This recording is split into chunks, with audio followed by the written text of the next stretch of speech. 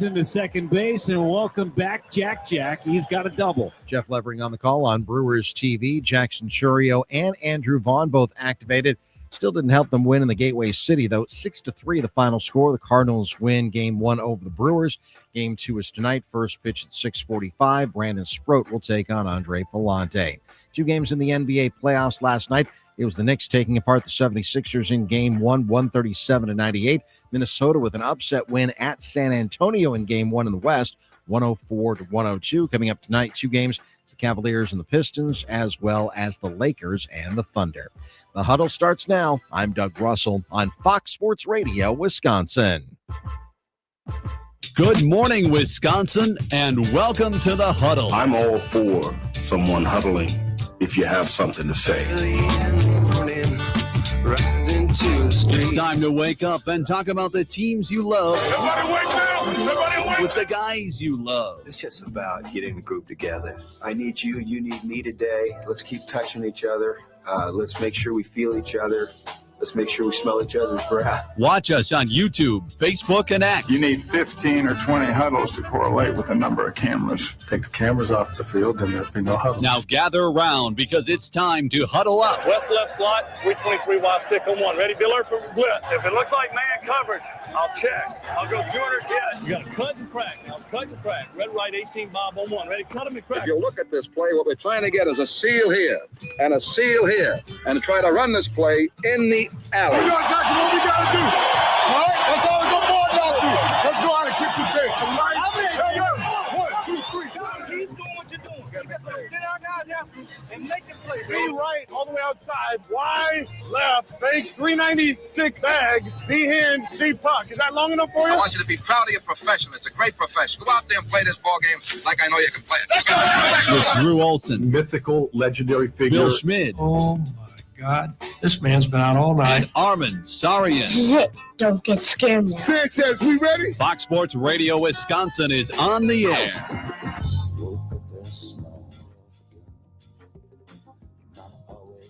Locked and loaded on a Tuesday edition of The Huddle. I'm Billy Schmid, Armen Sarian on the other side, and so is our friend Dave Gasper in with us for the next 3 hours, and you're hanging out with us on the talk and text line at 877-794-1973. Early risers, early birds get the worm, and a long day ahead. However, the club always goes up on a Tuesday, and we got a fun one for you here today off a couple of playoff games, off our first hearing from Jonathan Gannon, off a return for the ages for Jackson Chourio. Armen, it was a good night, albeit without a W last night.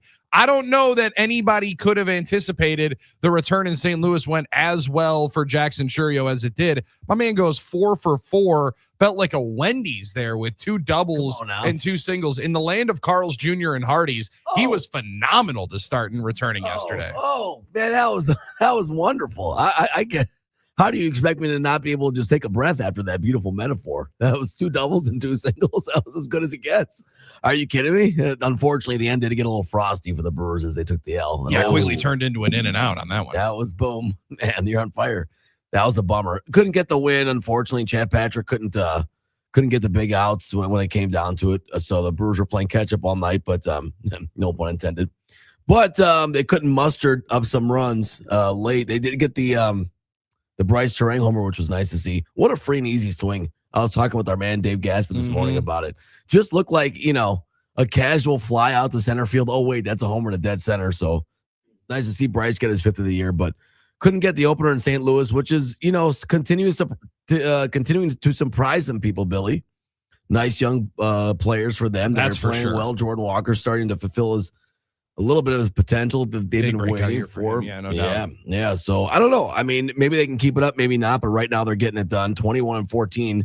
The Cardinals are kind of surprising some people, even though there's some signs that they might be a paper tiger. But I can't roll up here on a Tuesday morning after they just beat my Brewers and say that. So yeah, and I wouldn't have the numbers in front of me, much like I don't have the number in front of me of like you get a kickoff return for a touchdown. I think odds are you win about 85 to 90% of those games. You get a 3 RBI bases clearing double after an intentional walk. Big hit. I don't have the numbers in front of me, but I feel like you win most of those games. Like the energy, the letdown, the vibe into the dugout where you come through while obviously questioned and dogged at that moment. They had a big moment for Herrera in that fourth inning off of Patrick. The last batter he ends up facing, DL Hall gets him out of the mess, and they stay in the game somewhat at 6-1. But like you mentioned, you get the big fly from Bryce Durang, which is nice. But 4 for 4, and Chourio returns with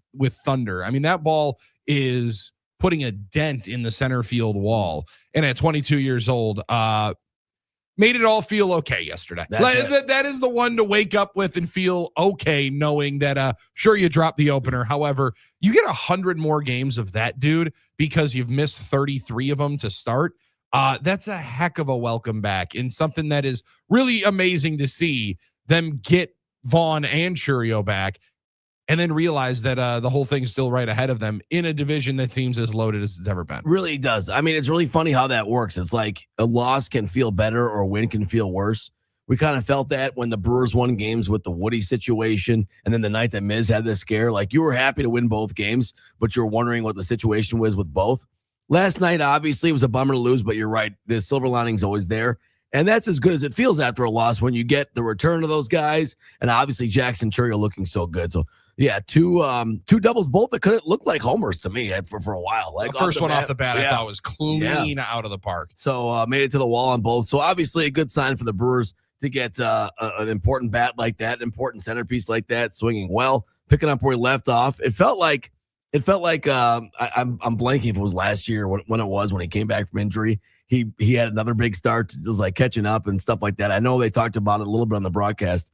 Felt like he was playing catch up. So pretty awesome to see him back, hitting the ball well, stinging it, and hopefully now that's going to be a trend. That's a centerpiece the Brewers have sorely needed in their lineup to get some production in the outfield.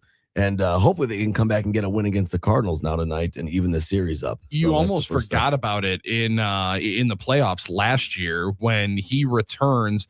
He missed a few odd games before the playoffs, right? And then comes in and gets the double right out of the gates to start on that 3 straight doubles against the Cubs after the Busch solo shot to start the game. You're like, okay, sweet. We'll be okay. Second time around the order, or whatever it was, third or fourth time through the order, he comes up lame with the hammy, and you're like, this is exactly what you cannot have. That dude might have to be in the protect at all costs category. And if you're in that spot, that's a desperate one to make sure that he is in the lineup. And I got a good feeling that Jackson Chourio is going to be all right, and I think the Brewers are going to be all right as they go back at the Cardinals later on here today, 6:45 again for the first pitch. Our friend Dave Gasper is in the studio, and Dave Gasper, I believe, is going to be in for the baseball pregame show again here tonight.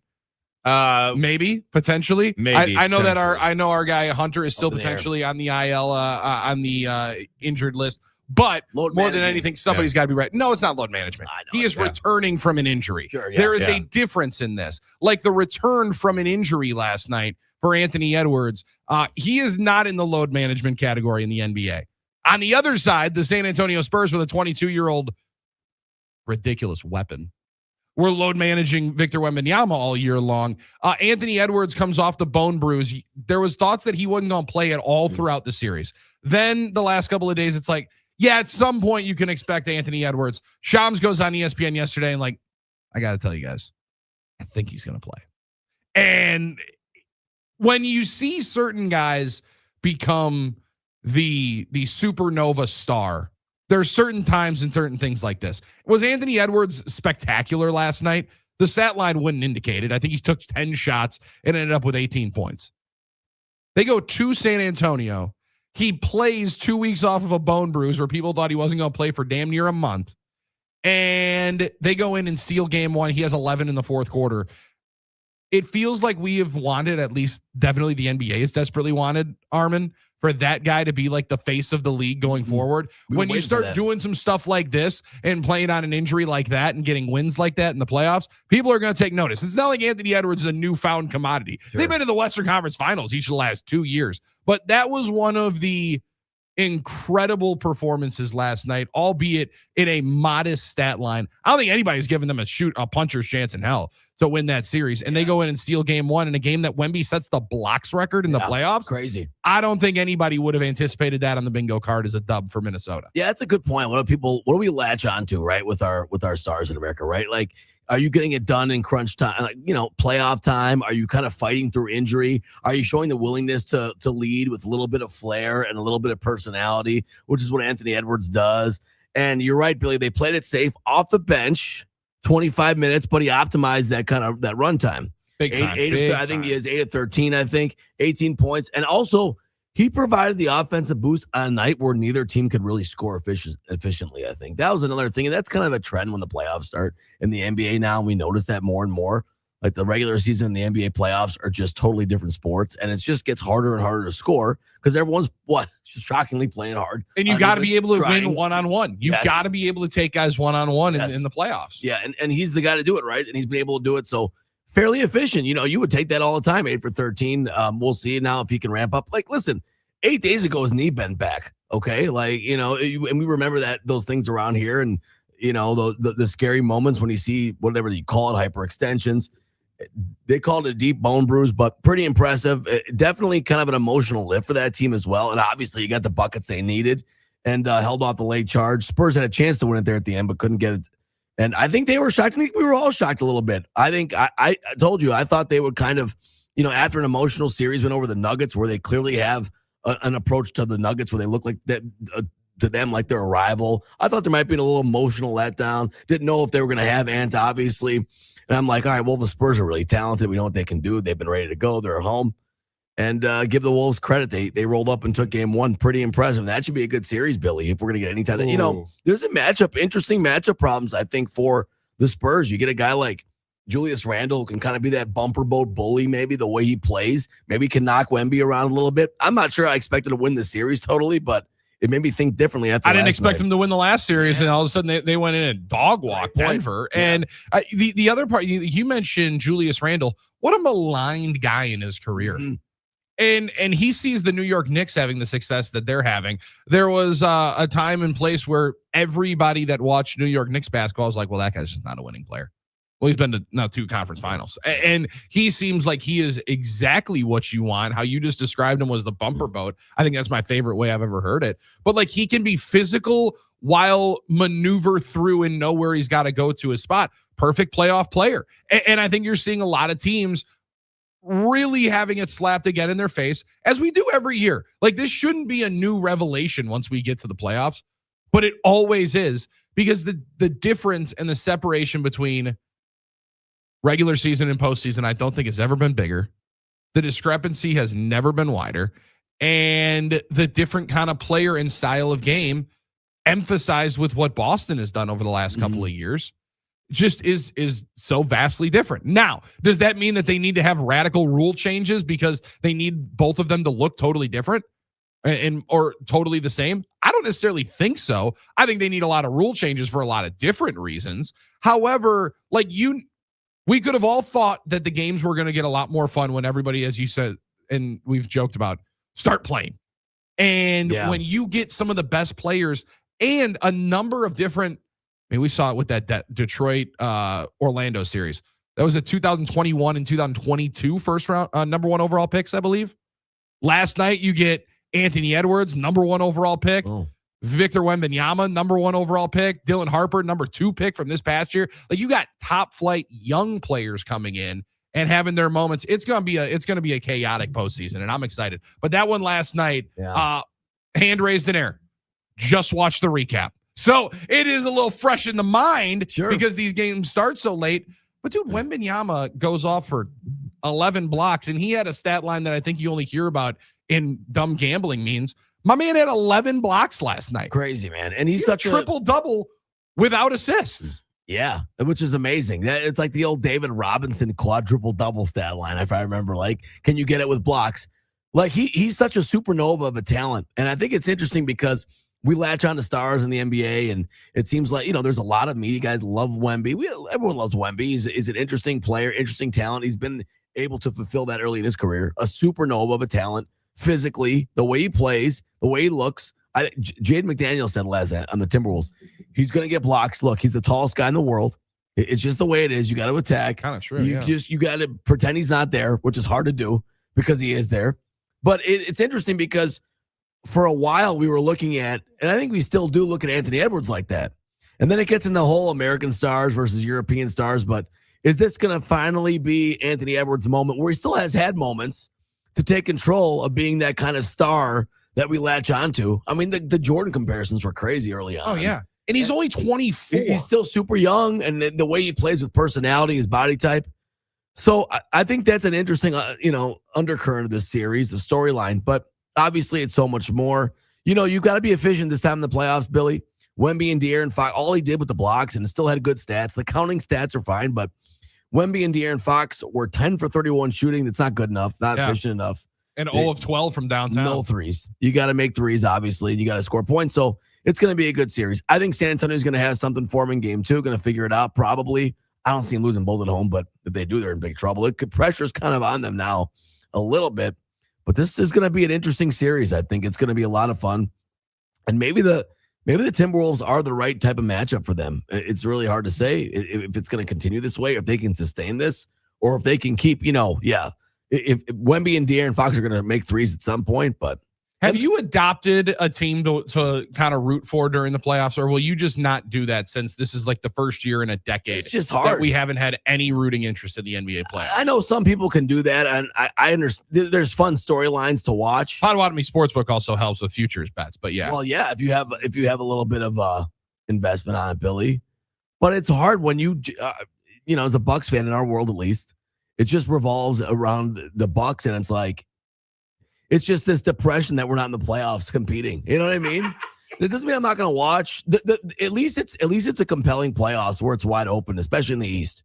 Because in the Bowser super team era, you kind of knew what was going to happen. It's like, why am I watching? It's like feeding the dog and watching it poop. If this was the late 2010s, I'd be with you. Like the 2015, 2016, when you knew it was going to be LeBron and the Warriors. Yeah, it would be a much tougher watch here during May. But there's definitely storylines to watch. Like you watched the Knicks last night, and you're like, wow, they're really rolling.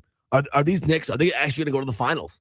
Like it's a big deal when the Knicks are making deep runs like that. Will they actually go to the finals, or will they falter somewhere again? Well, so stuff like that is interesting to watch. To see but I can't say they're my team. You know what I mean? Now, there's definitely teams I root against, but the Pacers are out.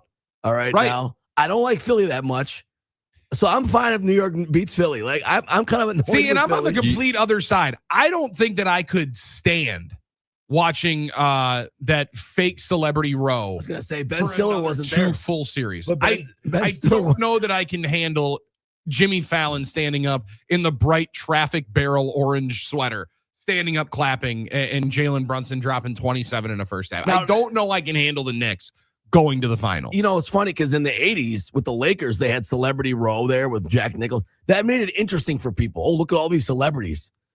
Now the Knicks kind of they want to think of themselves. They want to be the Forum Club. Oh, we got Tracy Morgan, we got Tina Fey, we got I think Tina Chalamet. Oh yeah, Tina Fey's been there. Oh yeah, she's hanging out. I know. Listen, and Ben Stiller wasn't there, which was a big story. Oh, big. He went to the Met Gala instead.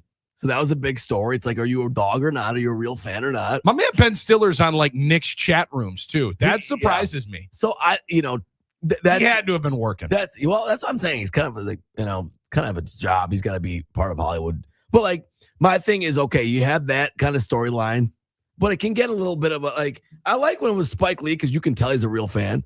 I like when I know they're real fans and they're not just there for some FaceTime, Billy. Mm-hmm. But yeah, I mean, that's like the lady that was from Law and Order that I saw there last year on one of the Sunday matinees. Oh, come on, what are we doing here? We understand who the real ones are. The fans of the celebrities, like the Clipper Darrells of the world, like when they're celebrities because they're fans, it's a lot better.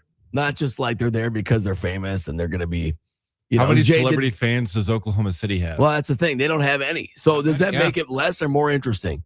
And they need something because there's nothing else, going on there. So, that's the thing. Oklahoma City doesn't have that. So does it make it more or less interesting? So you're telling me you're cheering for Philly in this series? I did not say that. I did not say that. It is a buy or sell Tuesday, and we'll get into a lot of them. We'll get into a lot. I don't know that I'm saying that. That's again where it is. I'm struggling to find anybody that I'm enjoying because even last night in Minnesota, I love watching Anthony Edwards. I don't know that I can really find it in my soul, Minnesota, to be cheering for any team from Minnesota. No, that's a tough thing. It's a difficult balance right now, and I'm finding my way through it. However, the Potawatomi Sportsbook will probably help on any given night. I would say if you had a team, I'm going to guess your team is your team Cleveland?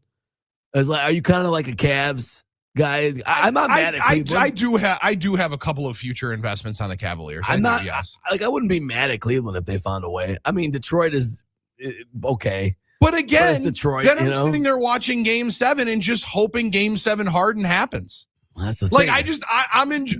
Maybe I have just transitioned to a weird spot in my life, and Drew would like this, where I'm just rooting for the wild story at this point. Yeah, I get that. I got into the boring journalist side of life. Like seeing, would James Harden ever hoist a championship trophy? Like, am I in a fever dream? Like stuff like that. Why am I doing that? Like you want to try and see something you haven't seen before. Well, like you want to see, can I see Bigfoot? Can I see James Harden win a championship? Like something that rare would be crazy. And we'll see if actually it emerges from the forest. I don't know. I think I'd still bet the under on that. But you want to talk about things that we haven't seen yet. Things that we hadn't seen yet. We hadn't seen Jonathan Gannon. We had not heard from Jonathan Gannon. We're going to hear from Jonathan Gannon coming up on the other side as he is introduced to the Green Bay media. New Packers defensive coordinator. And, oh, by the way, running down the ramp, is that a new Packers backup quarterback we have? Welcome to the Covenant, Tyrod Taylor. Yeah, why not? I mean, a veteran. Hey, he's there. Long time vet. And Desmond Ridder hardly knew you. It's tough for my man Kyle McCord. I was pretty dialed in on Kyle McCord being the number 2. He might have to hit that practice squad, do the Sean Clifford route, because Tyrod Taylor's going to be on the team, and that comes in yesterday, and that's an exciting piece of news. Well, I was going to ask, maybe we'll discuss that more, but are we done at that position? Like, is that it? Tyrod's the guy. No more. No one's looking for anybody else, and. Yeah, you signed Tyrod Taylor. You're bringing him in to be your backup quarterback. I believe. I would believe. But I like that you're throwing in an interesting storyline to be able to follow for the next couple of months. I mean, maybe Tyrod Taylor's actually not the guy. Well, I don't know. Aiden O'Connell's out there. I mean, he exists. Is he still out there? Isn't he? Aiden O'Connell is a Las Vegas Raider. Did you miss John Spytek talking him up on the Rich Eisen show? He goes, we have 3 quarterbacks in here. Yes, Kirk and Fernando are phenomenal, but Aiden O'Connell's played a lot of good football for us this year. He's played a lot of good football for the Las Vegas Raiders. So is Nathan Peterman. Yeah, he's played a lot of good football to earn you the number 1 overall pick. 877-794-197. I was like, I don't see any way. I was like, for some reason think he's going to be on the team or wasn't going to make it. Well, he might not still, but. Plenty of time for it. Plenty of time. A lot of time for it. We'll buy or sell a lot of those. Buy or sell Joe Quinville almost losing his mind and falling over the bench yesterday in Las Vegas. NHL playoffs for bringing it as well. And the Brewers bringing back a couple of big bats in Jackson Chourio as well as Andrew Vaughn. One fared a lot better than the other. We'll discuss that throughout the morning as well. After the crew falls to the Redbirds yesterday, Jonathan Gannon speaks to the media for our first time. We'll hear from the Packers' new defensive coordinator coming up. Dave Gasper's on the other side. Armen Sarian in the big chair. I'm Billy Schmid. No Drew. Doesn't matter. We're huddling up with all of you on Fox Sports Radio, Wisconsin.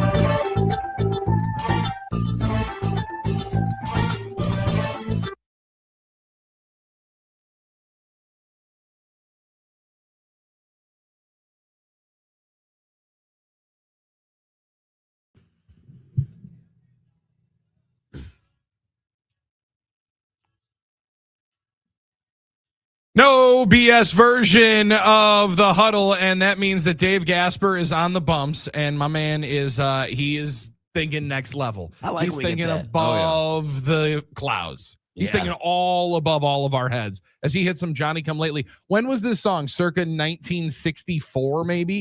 Probably. Yeah, New Kid in Town. That's impressive stuff. I like when we can get in his old soul. Old man. soul. 76. 70, wow, 76, the Come on now. disrespectful by me. I apologize. I also like when Dave gets on his creative vibe, like when he's he's using his noodle back there all the time. Yeah. You know, he's using the old noggin. You know what I mean? So that's good to see. Yeah, Jonathan Gannon, Johnny Come Lately. He's the new kid in town. No, you know, everyone's dependent on him. Don't let him down. What's he playing with noodle. back there? They ever heard that term? Use your noodle? Whew. Okay, That was your brain. 877-794-19. No, not what you're thinking of, Billy. No, it's not that. I don't know. I think we should we could pick our words a little differently. 877-794-1973. Yeah, no kidding. When the terms you used to use aren't applicable anymore. Yeah, the facial is just a totally different conversation than when Marv Albert used to be dropping that. Now there were a couple of facials served yesterday. No pause. Because the NBA playoff, there was some. Oh, thank you. Okay. What? Well, what you just said it. I don't know. I'm not on your website. Oh, I there don't were know some. about your website. I mean, there were some. Browse in private, okay, and I'm browse incognito tab. This guy using DuckDuckGo, thinking that he's in a different spot. There's a different level of intensity in the playoffs. Really, and we were definitely seeing it yesterday, and some aggression there. We want to see some aggression, some fire, some anger from the Packers defense. Maybe we're going to get that. Definitely not going to get it from Jonathan Gannon, but we did get to hear from the Packers' new defensive coordinator yesterday. And as Armen said, Packers press corps is going to dig down deep. They're going to get into it right out of the gates. So our friend Matt Schneidman of The Athletic and the Tundra podcast ripped the Band-Aid off right away. What's a Jonathan Gannon defense going to look like? The Jonathan Gannon defense look like here? We'll find out, huh? I'm excited. I'm really big into play style, as Matt is, and the game is about the ball. So, you got to find ways to take it away. And our job is to get Jordan back on the field as quick as we can. So, schematic and technical execution and play fast. What do you prefer? Do you stand up your edges all the time? And what qualities do you like to see in those guys? Will you sacrifice some pass rush to get a 265-pound guy out there? Are you okay with guys in their 240s? That's a little bit player dependent, honestly. I mean, our edge guys be able to affect the passer from a rush standpoint, be able to set a firm edge and a little bit of drop when we need them to, but stands that can be predicated on the guy and by call, honestly. I do like standing our guys up at times because it gives them some vision, but it'll be kind of player dependent. You got the players in the building now, but what have the last couple of months been like for you learning about the skill sets and then also getting your defense familiarized with the coaches? Yeah, absolutely. It's been a fun process. It really has. Matt's been awesome, having to go through that process with him, but a lot of new coaches. Obviously, some coaches were here. So just the hiring and onboarding of those guys, putting the kind of the playbook together has been a really cool thing. And then just studying our players, and I think, we've done a pretty good job, Matt.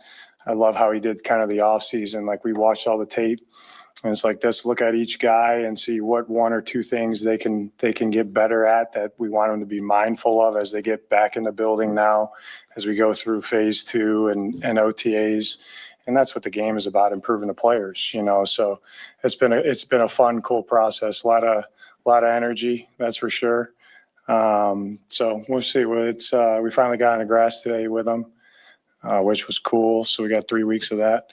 We'll just keep it day by day. For you, what's it like to walk into a building and know you have Micah Parsons to work with? Then at the same time, no, you probably won't have him for a little bit and you don't get to play with that toy just yet. Mm-hmm. Yeah, I'm excited about working with all our players, honestly. Obviously, Micah's, a really good player, and that's going to be fun. But we got a lot of good players. So it's been, just take it day by day. And, we're trying to improve all our players and we're fitting it in. And it's been cool, I think, for them. It's new for everybody, and, the questions in the meeting rooms and on the grass, it's really cool to see that. That said, are you planning to be super creative with Micah? Have you spent a lot of time designing things that you want to with different personnel because you have Micah? Yeah, I think, part of, if you talked about scheme, it's like I believe in who do you have and who you're playing and try to align your people to affect the game in a positive way.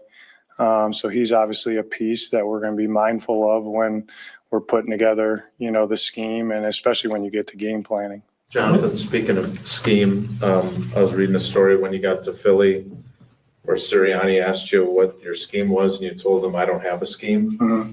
That story's true? It is. Obviously you have plenty of ideas, but what was kind of the point? It sounds like that's kind of. Yeah, the point is that Matt, same thing, honestly. The point is the games it adapts, right? And I don't really get caught up into 4-3, 3-4. We're an NFL style defense, hopefully, right? And I just believe that you got to continually every year try to adapt and solve problems and really with your guys in mind, right? So this is a whole new crew for me that we're just getting to learn.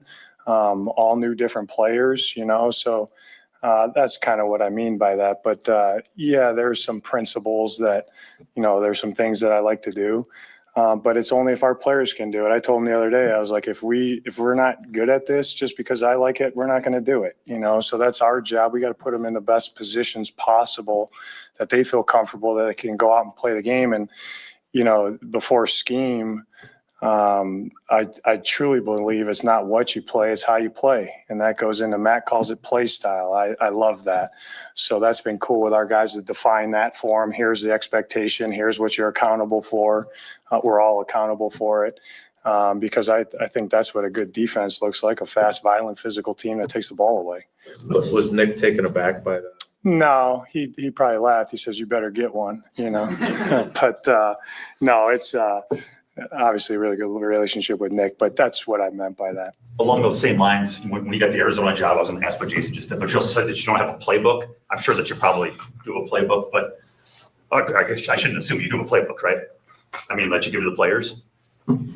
We develop the playbook when we get here. I told the players I said, this is going to be a little different for them because, as we're teaching them things, I mean, they're going to see tape of Philly, Minnesota, Arizona, Green Bay, San Francisco, Buffalo, Alabama, Georgia. Like I don't really get caught up in, if you said, this is my playbook, here's what we're going to run. What I just said to you guys earlier is kind of full of what, right? Because you're really not adapting your scheme to the players you have. This is just what we do. Well, if this guy can't do that, what are you going to do? We're just going to do that. Doesn't make sense to me. So it truly is, it really is the truth when I tell you guys, like, this is going to be a new system this year. It's the 2026 Green Bay Packers, and it's awesome to me. It's fun. So it seems like that's a lot. Is it a lot like on the players? I mean, is it going to be like a crap load to learn, for lack of a better term? No, because it's our job to make it simple. I think that, the beauty of simplicity, there's a lot of long, hard work and thought that goes in to make it simple when they walk in here. That's our job. But we're not going to have a bunch of stuff. We're going to play staples, have some bullets. And again, I'm more concerned on our play style. That's the first thing I'll look at. What's the biggest thing you learned from your experience as a head coach that you can take with you now to make yourself a better coordinator? I think nothing really. Obviously, I learned a lot being a head coach for 3 years. And then, when I got here, it's been really cool talking to Matt about certain things, I get to see how he kind of does things. And he's very inquisitive, bounces some things off of me, everybody, on the staff. And he's got a good way about him. I really do think that. And that was appealing coming here, getting to work for him. But as he would say, work with him. I call him the boss, man. He's the boss. But you learn a lot, but there's staples of anything, it's responsibility, accountability. You got to perform at a high level. Many people say you like to have size up front, like you need 300 pounders, and Brian Gutekunst said that when he drafted his third rounder, that he wanted to get more size up front. Is that relationship to stopping the run? Is that a part of being maybe a hybrid type of a defense 4-3-3-4, or where's that? A little bit of both, but I mean, they're great players come in all shapes and sizes. I believe that. I do think it's a big man's game. Especially late in the year. I think that matters. So you have to have enough size. If a team wants to get big and try to pound you a little bit, you can't be smaller than them all the time. But I think ultimately, it's our job to take the players that we have, put them in the right positions as much as we can, and let them go play fast and violent. And I always say too, I think any call you call, anything that comes out of my mouth, the players need to know this, there's a time when it's going to be called situation. There's a strength of the call. Where's the strength of the call? Why am I calling this, right? And then there's a stress of the call. We got some good coverages, and after we install coverage, Matt comes up, he's like, this route, this route, this route, this route. Yeah, I know. That's a stress of that coverage. You know what I mean? So, no call is going to take away everything. I don't believe that. But the strength of the call needs to be the strength of the call. John, what was appealing about this job? I'm sorry? What was appealing about this opportunity to come to Green Bay? I know you're a Midwest guy. Yeah, from Cleveland. The organization, being in the NFL for, however many years, you just see the stability of this place, and that kind of catches your eye in a league that's so much turnover.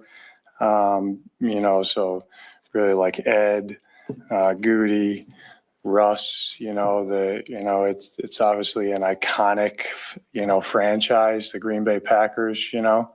When you're a little kid, you learn about the Green Bay Packers no matter where you are in the country, I think.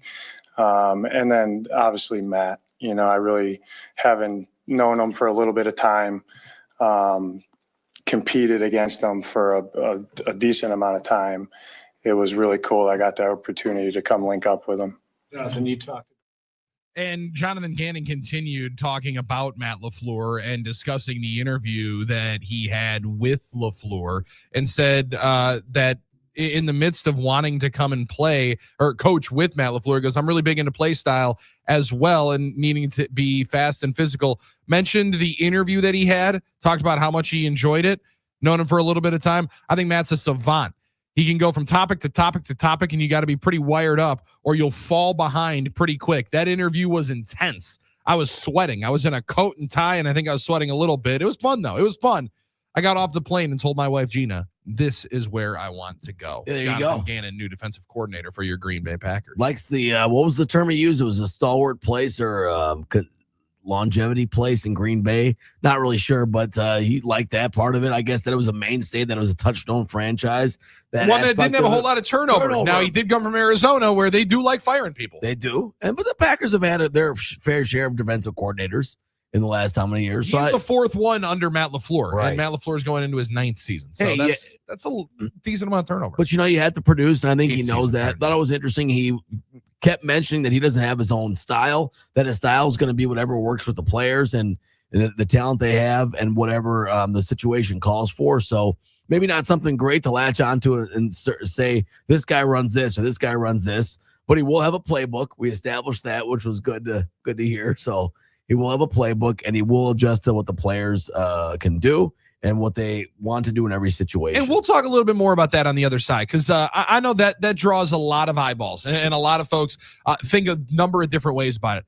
I actually really appreciate it and like it, and I'll tell you exactly why on the other side. It's the Huddle. Armen Sarian's right there. I'm Billy Schmidt. Drew Olson out at this week. He's out gallivanting around a beach and enjoying a number of beautiful Pacificos, as should you throughout this week, because you know what?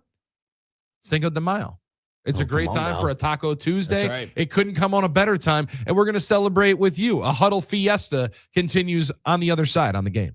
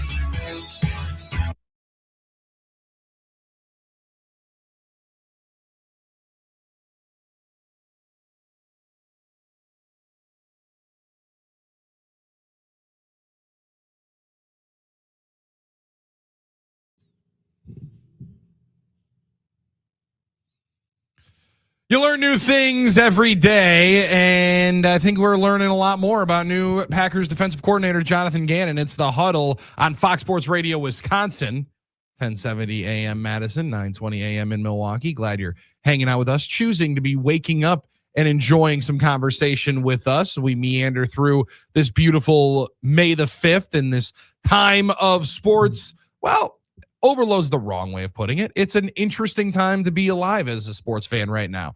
NBA playoffs going on, sans the Milwaukee Bucks. They'll introduce their new head coach, Taylor Jenkins, coming up tomorrow afternoon. The Brewers are early on in the season. However, welcome back to big pieces yesterday. Yeah. Big pieces, huge. Big bats of Jackson Chourio and Andrew Vaughn. Going to talk a lot more about that coming up in the 6 o'clock hour. And then we're in a time where they're not doing anything of a ton of significance on the field in Green Bay. However, it's the NFL. So what do we care about? The National Football League. And when you got two new coordinators, Cam McCord, all apologies, not as headline news on the special teams, even though he's going to coach every player on the team. Oh, sure. Almost every player on the team. I got a good feeling Jordan Love's not going to play a lot of special teams, but he's going to be coaching just about every player on the team. So he's a very, very important guy. But Jonathan Gannon, we've been waiting to find out, waiting to hear from this man. He's a mysterious cat. We haven't heard outside of the Hard Knocks clip of him asking who took a bus or an Uber to the facility that day. That's all anyone's ever been judging. People didn't know what months. to think or what they would hear from him. And then he stepped up to a microphone yesterday and for the better part of a half hour said exactly what I think you've read about him throughout. He is very much more about the play style than at all what a scheme or what a style of defense is going to look like. And as he mentioned, an evolving NFL, it absolutely is. I think there's some beautiful aw shucks in there of, like there's some stuff I like to do. Especially at the start of this thing, it was, yeah. Some stuff I like to do. You know what? I core just want to have principles. technical proficient and proficiency and execution and stuff like that. Yeah, you know? I mean, there's going to be some very core fundamental principles of the defense that are not going to change, that you're going to see go from stop to stop to stop. But also, as he mentioned in the conversation in one of the last answers that we had of when Matt LaFleur was going up here talking about the 4 or 5 different routes that you can beat with this coverage here, perfect offense beats perfect defense every time. Mm-hmm. That's a grab one, but he pointed that out. Every time. No play call for every situation. Especially in the NFL where almost every rule that they add in and year out, Wayne Larrivee says it perfectly. He's been calling NFL games. I believe this year will be Wayne's 49th or 50th year calling it. Crazy, amazing. What a legend, man. So he's been in the NFL for almost a half a century. They don't take rules out. They add 2 or 3 every year. And seemingly over the last 25 years, every single one that they've put in, or damn near 90% of them, have favored the offense. So perfect offense is going to beat perfect defense every time. And that's not only in this sport. That's in pretty much every sport outside of baseball. It's so damn hard to hit that baseball. But in the NBA, perfect offense beats perfect defense. In football, there's only going to be so much that you can, in the first 2 seconds of a play, pre-snap, take away. I like the fact that you lean in on what your players do best, because that's what ultimately I believe coaching is. Yeah. It is take what you have and make the absolute best out of it. Find what these guys do best and then put them in advantageous positions to be successful. It also allows you, Armen, to be a little more fluid and be a little bit more surprising to opponents. Now, people are going to say, maybe this scheme didn't work all that well. Well, they went 4 games yet last year in Arizona. I believe 4-13. Am I wrong? I believe 4 games last year in Arizona. So maybe we get a scheme and we win 14 games. Well, it was the same defensive coordinator that helped that Eagles team go to the Super Bowl, albeit on the strength of the offense. So I'm excited to see it. They took the ball away a ton when he was in Philly. I think that is at the top of everybody's priority list in Green Bay, because they mentioned that it's about the ball every single year. And last year, I think they went their first 6 games without a forced fumble. Yeah, that's got to change. The attacking defensive mindset, all the things that you can say into a microphone, the good buzzwords and catchphrases only take you so far until the play style actually needs to indicate it. I think they've added more guys that will play the way that they're trying to play. And I think they have added over the last number of years, Edrin Coopers, Javon Bollards, Evan Williams. These are swarming to the ball kind of guys, and that's going to be what they're predicated on. And I think it was well said by Gannon to not kind of fold his priorities in the midst of the conversation. I thought it was good. Yeah, you are under no obligation to be the person you were 5 minutes ago. I enjoyed that from his quote from his presser. You can always change, and you have to evolve. And you're unpredictable. So and there if you you don't, well, you're going to get left behind. Hour 1, left behind. Hour 2, on the way. We'll have a who's hot, who's not conversation. We'll have our friend Scott Dolphin in here from halftime. It's coming up next on Fox Sports Radio Wisconsin.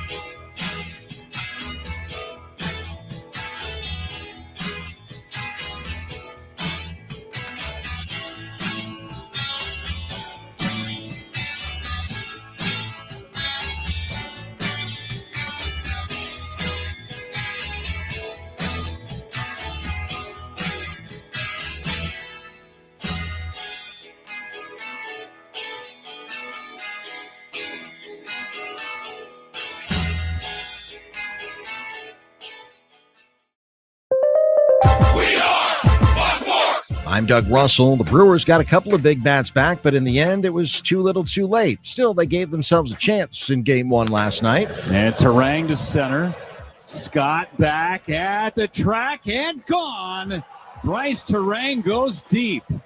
It's a 6-3 game on the 5th home run of the year for Terang. Jeff Levering on the call on Brewers TV. That's how it would end. 6-3, the Cardinals with a Game 1 win over the Brewers. Jackson Chourio and Andrew Vaughn both returned to the Brewers lineup. Still didn't help them last night.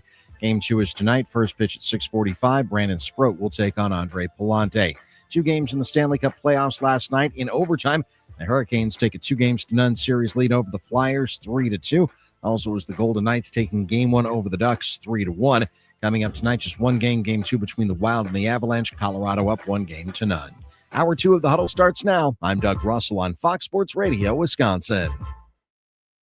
Good morning, Wisconsin, and welcome to the Huddle. I'm all for someone huddling if you have something to say.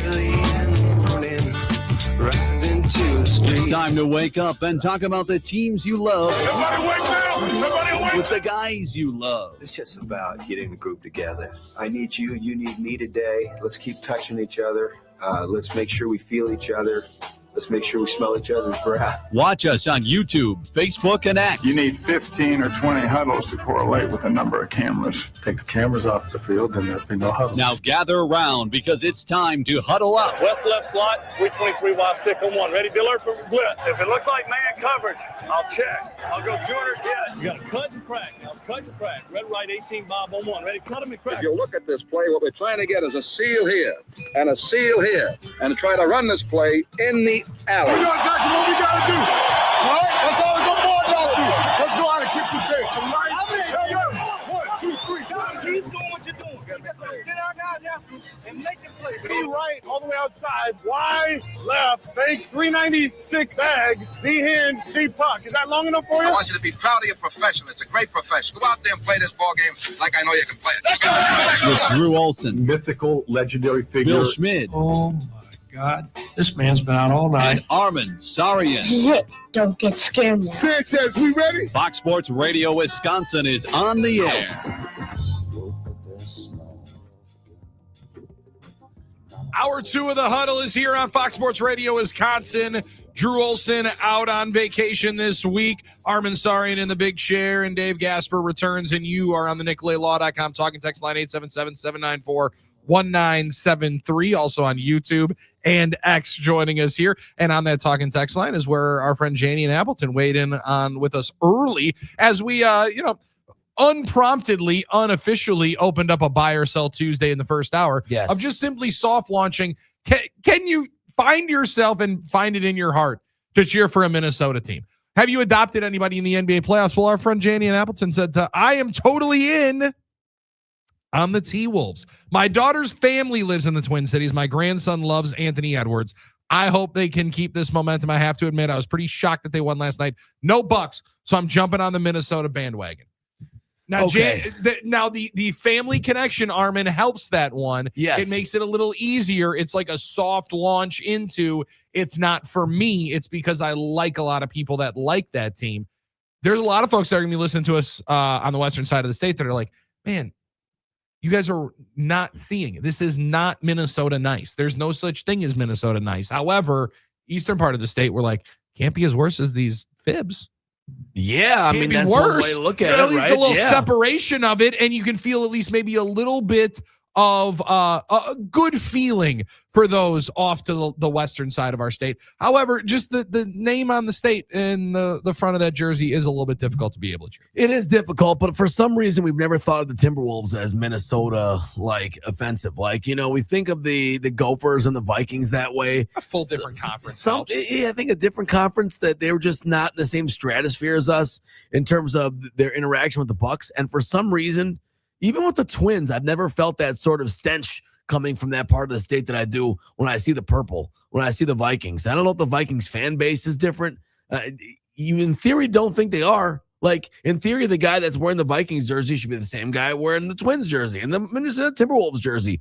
But I'm not really sure, Billy. There's something about it. Now, the familial connection is the key for her there. Oh, for sure. Now, I should know this. I should have done much more research instead of asking you cold on. Well, that's okay. I like this. That's okay. The Twins and the Brewers were never in the same division when they were in the American League. Yeah, correct? They were in the Central together. I think they weren't. When did in the Brewers AL move East. from the AL East to the AL So that Central? would have been after realignment in the 90s. Got it. Okay. So for a short stay together as division 3 or 4 seasons until we moved to the National League in 98. No, that's would why have we're been taking this thing national. Because the AL West, Twins were in the AL West, Brewers were in the AL East, but then they both coalesced in the Central Division. So for just a short time. So there were some, although MLB still makes that our rivalry series, right? It's the border battle. That's the border battle. That's the right? border battle. Even though we all know the real rivalries with the Cubs, but they had the White Sox cross town. So that's understandable. You got to have the Look at the interleague Twins. one. You got to have the double dip, and also just a fun ballpark to go to. So I'm not as against the Timberwolves as I feel like I probably should be. However, last night that was one of the more just impressive games that you're going to be able to see as they go in and steal game one. Anthony Edwards 8 days off of a bone bruise. Very reminiscent of when Giannis goes down against the Hawks. That's what it felt like to then me. Quickly shows up in game one. That's why I thought they were going to get run out of the gym. The Bucks didn't necessarily get run out of the gym in game one of the finals. Didn't necessarily put up a compelling fight through the second half. But you ended up getting the best version of the big man in the final couple of games. And I wonder if you start seeing more of that coming in from the T-Wolves and more from Ant-Man. It'll be a long series, no doubt, and I think you will see that. Then again, it's hard to say getting the best version wasn't pretty good last night with all those blocks, but the offensive efficiency wasn't there. We know he can make threes. He didn't make any last night, so I would think that's a big factor, Billy, and I think he will play better. But I think there's a little bit of urgency now on the Spurs to take game two, because obviously, it's great to have that, that advantage at home and stuff, but you don't want to lose it. So there's a little bit of pressure now for them to take game two. I would expect and imagine they will. But hey, you never know. I mean, they've been served notice. That's for sure. Billy, you mentioned I've never been to Target Field. You mentioned you like going to games Great up there. spot. Beautiful Stadium. It is nice. I've been to the Metrodome, Dave and Billy, in my day. I did go to a game in the Metrodome. That was a lot of fun. Got a ball. It was an A-Rod home run ball. They were playing the Mariners, but it didn't catch off the fly. It bounced to the bullpen in right field. If you remember, they had that in the dome. They had that Teflon right field, 30-foot wall back there. So it bounced to the bullpen. The bullpen coach throws it to me, and I thought about this. There's no way you caught it on the fly. No, my dad did to make Good sure. work, Leon. Now, because I was Nice like job. 10 or 11. Now, I thought about this. Sorry, was that mean of me to say, Dave? No, it wasn't mean. Okay. No, it wasn't. Plus, me, I'm gonna freak out and drop it. Dude, old boy in Cleveland, they got in big trouble for taking the home run ball from a girl. There were cameras on my pops. He might have gotten it too before people realized I was his son. Like it looked like he stole it from me, probably to people that didn't know any better. Yeah. So just a reminder, maybe Might you don't have been know a resemblance that might have given it away, but I like where your head. I like where your head's at. I like where your head's at. Yeah. After he caught it. You got a hell of a point. What was that, Dave? Oh, he gave it to me? Yeah. Yeah, he probably handed it to you after he caught it, which He should did. ease the burden. Yeah, but you don't know. Maybe the camera cuts away. You don't know what it was back in the day. I'm just making the point. The tough, the judge a fan- book by its cover. So The fan baseball moment of the week that is stealing headlines was in Boston. Yeah, I as saw the that. As the youngster gets the baseball from the guy a couple of rows ahead, and just immediately there's two sons, right? And there's two kids at baseball games. Yeah. And seemingly I was able to launch myself into that dad's shoes. You got both instantly. Yeah. Because I got both. Yeah. I got one kid that went to his sports class last night. They were playing Nice. football. Found That's out they're awesome. playing football at the YMCA. Oh, awesome. My man went in full uniform. Of course he did. He's Bill Schmidt's son. Of He course had the Franklin Halloween version Packer pants on, the old school Brett Favre champion jersey on top of the shoulder pads. The helmet. Brought the helmet. Yeah, absolutely. Got to have the helmet. Now, He full doesn't have knee disclosure, pads. he does that so in the he house. wears his he does that around wakes up and puts it on. Right? So like as much as there's folks that are looking there saying like, are you guys grooming this kid? Like, no, we can't get him to put on regular clothes. So that's the uniform. Yeah. And he shows up like that. So he would have been the kid to my man's right with the glove on, apoplectic. Just like, how can you get rid of this ball? Right. And the little one kid throws it. that can't give two craps about what is happening here. All he wants to do is run, crawl, and try jumping off something and actively trying to hurt himself. And that's the kid that's holding the phone, that gets the baseball from the guy, says thanks, chucks the thing right back onto the field. Right.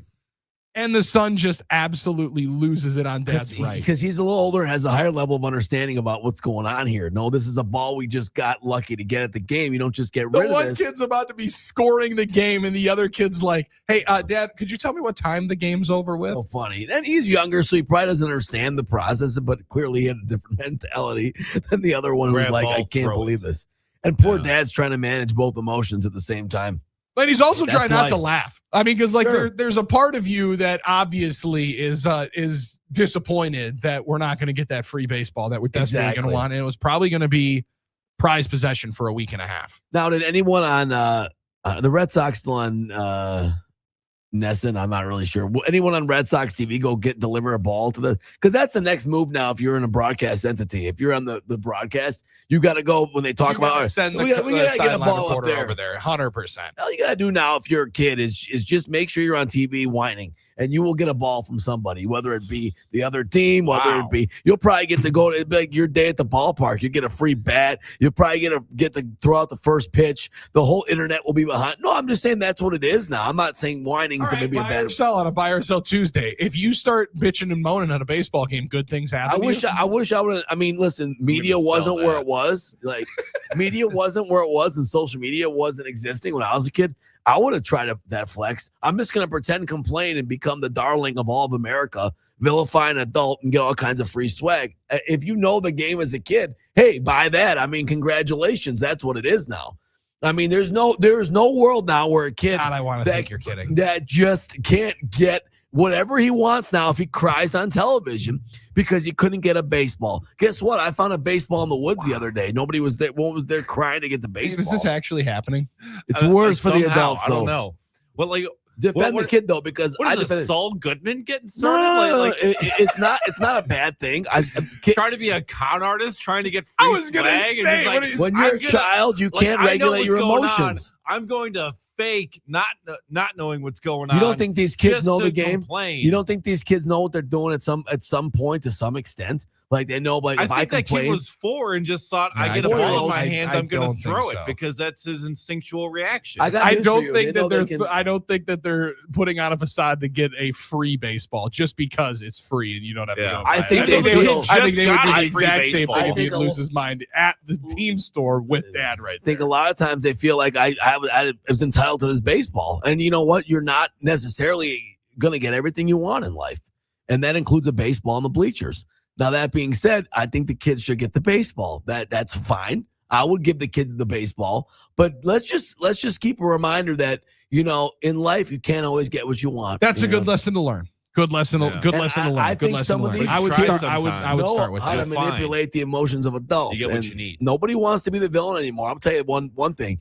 If I was in a Brewers game in the bleachers and there was a ball that came to me, I would be running away from that ball like it's a magnet. Like it's an opposite attraction. I'd be running away from that ball because if I make one step toward a ball when there's a kid within 6 sections and the internet gets a hold of it, God bless you for trying to get out of that one. You're gonna have to go on Good Morning America to try and save your don't. You just have to not be a hole and run and grab it out of the kid's hand. Yeah, like if you get it and then hand it to a kid, like find a kid nearby and then give it to him, that's fine. I also don't think people would be upset with you if you got the baseball and you kept it.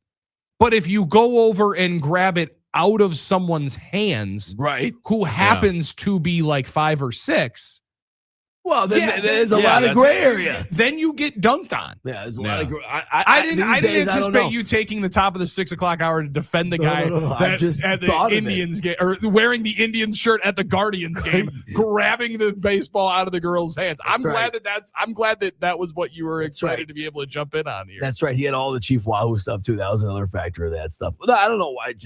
I just thought of it because I did see it triggered you, and I appreciate that it did. I did see the deal in Boston, which I thought was fun because that you could just make a painting out of that. Talk about like This American Life. I'm a dad. Duality of life. The duality of life. I'm a dad now, so that's just the way it is. Where you have 2 kids. But don't how I got here. But don't enjoy it. Yeah. Don't bring the kids out there because if they think that they're just going to get free stuff. Yeah. That's just not how life Bring works. the kids and they're teach just them a gonna life throw lesson. baseballs away, trying to get more baseballs. Listen, Lena's 22 months When in you 5 days. summarize it sounds even dumber. I know, right? Not dumb. That's crazy how that happened. We go to the park and we see the slide, and that slide is for everybody. It's not just for you. You have to wait in line for the slide. You're not the main character in the park. Now, It is it's when it's different Bernie's when it's the baseball. I get it's different. Maybe this is not the same situation, but I'm just saying we can draw some parallels. Let's just remember there are lessons to be learned in life. That's the only thing I'm trying to say. I'm not saying the guy was You're right. saying a lot of stuff. Well, You're saying a lot of stuff. It's a buy or sell Tuesday, isn't it? So why not? I am selling that the youngster went to the game planning to throw a fit so he could get a different baseball. All right, maybe he wasn't that diabolical. I'll buy that. Maybe he wasn't planning on it. I'll give you a break there. I will admit that. Maybe All right, let's give you a break. How nice, Philly. I'm glad. All right, buy or sell Tuesday here. Let's go. I can't wait. We got Dolphin in a few minutes anyway. We ate that thing up. Sorry. All right. I don't know what just happened. That was a runaway freight train. That was way too much fun. Instead, we got our friend Statman Steve sending us a beautiful sunrise pic saying May 5th. And it is a beautiful Cinco de Mayo, and it's a beautiful one across the state of Wisconsin, maybe a little bit chillier. I like our friend Dan in West Bend joking with us. What would the Milwaukee celebrity row look like at MSG? Would it be Spreewell, Freeway, and David Gruber? Well, Gruber for sure is there. I mean, he's always there, right? I think he's part of it. I mean, I think if I was just gonna say, if it's a Milwaukee one, I think Murph has to be there. No, other athletes, He gets a serious pop when they throw him up on the screen. Oh yeah, LaFleur and Murphy sitting next to each other would be a good start for celebrity row. That would definitely help. Charlie Barons would definitely be a part of it. Need to get David Bakhtiari back chugging beers. Leroy Butler might be there, but he'd be probably in like the 7th or 8th row. Yeah. Front row Amy. Yeah. Somewhere. I mean, if you listen, I mean, I don't like front row Amy. She'll take it broken. No, I'm okay. She's already there is my point. She's already there. Big Brewers fan, she's there and watching games. Brian in Madison, can someone tell me what happened to the nicest guy in radio that turned into a Bond villain? I tell you what, I felt bad for this guy, actually. All right, you want to really know what happened? I felt bad for this guy when I see him having a legit status case to not get fired. People are trying to get him fired. Okay, the punishment doesn't always meet the crime. I feel I'm still a nice guy. Sometimes there are tough lessons in life. Good one from our friend. Our go friend ahead. Troy said, all the Knipple boys. Now, that would be a good one. Con would be. Now, also, interesting spot if you're going to be an NBA player at another NBA game. You are setting yourself up for a little bit of LeBron memes. Going there to game 5 of the NBA Finals because he wanted to watch his banana boat boy get himself a big dub. Yeah. Instead, saw him play his last home finals game of his career. 877-794-1973. That's still one of my favorite ones. All right, buy or sell Tuesday. I got a quick one here. Buy or sell. The Brewers fans taking balls from kids is fun. No, I want to get. I feel bad for guys that steal from children. Listen. Like taking candy from a baby has never had a different connotation as it does in the We are both game hosts for the Admirals. I'm always looking for kids when I'm throwing out a T-shirt or when I'm throwing out the Maddie the mattress from our friends at Verlo. I'm always looking for a kid first. All right, so don't put that on me. But I'm just saying, if I throw it to a kid and they don't get it, they can't go up to fan services and get a free toy. That's not how it works. Okay, you have to catch your prize, and No if one you get was it, great. saying that. Okay, good. Well, I'm saying that too. Buy or sell? I think the Cardinals are. I think the Cardinals are a paper tiger this year. Okay, They're 21-14. They beat our butt last night, but I think they're a paper tiger this year. I want to know what you guys think about it. They have some young talent. Their run differential not that great. I think it's +3 for a team that's 21-14, not good. And their pitchers have the lowest strikeout rate in all of baseball. Last year, no team in the bottom 9 in that stat made the playoffs. So I expect the Cardinals to come back down to earth, and I hope it starts tonight. Is that a buy or sell? I don't know, but I think they're a paper tiger. Yeah. Opinions. Are they for real? Yeah. I don't know. I'll buy that. I don't think they're necessarily for real. I think that they have done a lot of what a lot of the NL Central has done, which is beat up on some of the American League foes. Now, they are maybe slightly coming back down to earth, but they are about as streaky as you possibly can have. Sweep a 4-game series against the Pirates, win 2 in LA off of losing 5 out of 6. So, like, they're about as topsy-turvy and up and down as any bunch in ball. But I think they'll slide themselves back down to probably where they're at. However, I got a lot of years of this experience, Armen. The Cardinals generally are better than people anticipate. That's a hell of a point. For the majority of our lifetime, we thought that they were a middle of the pack team, and then they won the division damn near every single year. So I struggle to think that they are going to stay in the cellar for long. But I do think the Reds are better. I think the Pirates are better, and I think the Brewers are better. Cubs, and I would assume the Cubs. Obviously the Cubs. Obviously the Cubs, because they're clearly right now the best team in the division. Right. Yeah, no, I agree. Dave, thoughts? I'm buying it. I'm buying it. I think the Cardinals, I mean, they've gotten a youth movement here. They got a pretty smart front office. So like eventually they'll figure it out. They've gotten the veterans out of the way. They're kind of doing this rebuild. So I think they're off to a good start, but I don't think they're going to be able to sustain it. Maybe more impressive is that Ollie Marmol kept the gig after the last couple of years that he's had. And if they allow him to be the manager for the young players, rarely do you then get to be the guy that starts the rebuild, that sees the rebuild to the end. Right? A lot of times they then go in and get the guy to help actually start competing. He was the one that they brought in to tear the sun gun down, then see if he can build it back up. I'm excited for him, though. They do have a lot of young players. You look at it, that is a completely different lineup than you looked at 3 years ago. Yeah. They're in St. Louis. 877-794-1970. And their young players playing well. Some of their young talent is starting off well. So, yeah, no doubt. It's a different team. All right. Should we get to you want one more quick one, guys? Before we get to, I know we have to get to Dolph here. Yeah, let me hear one more quick one. Buy or sell. I might have brought this up. I'm bringing it up again. Buy or sell. Hostess is freezing out the hole. Did I bring this up once?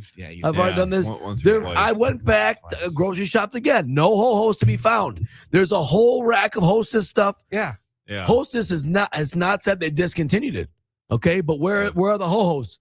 You cannot find a box of whole hosts. They are freezing out the whole. Yeah, intentional. I can still find plenty of them.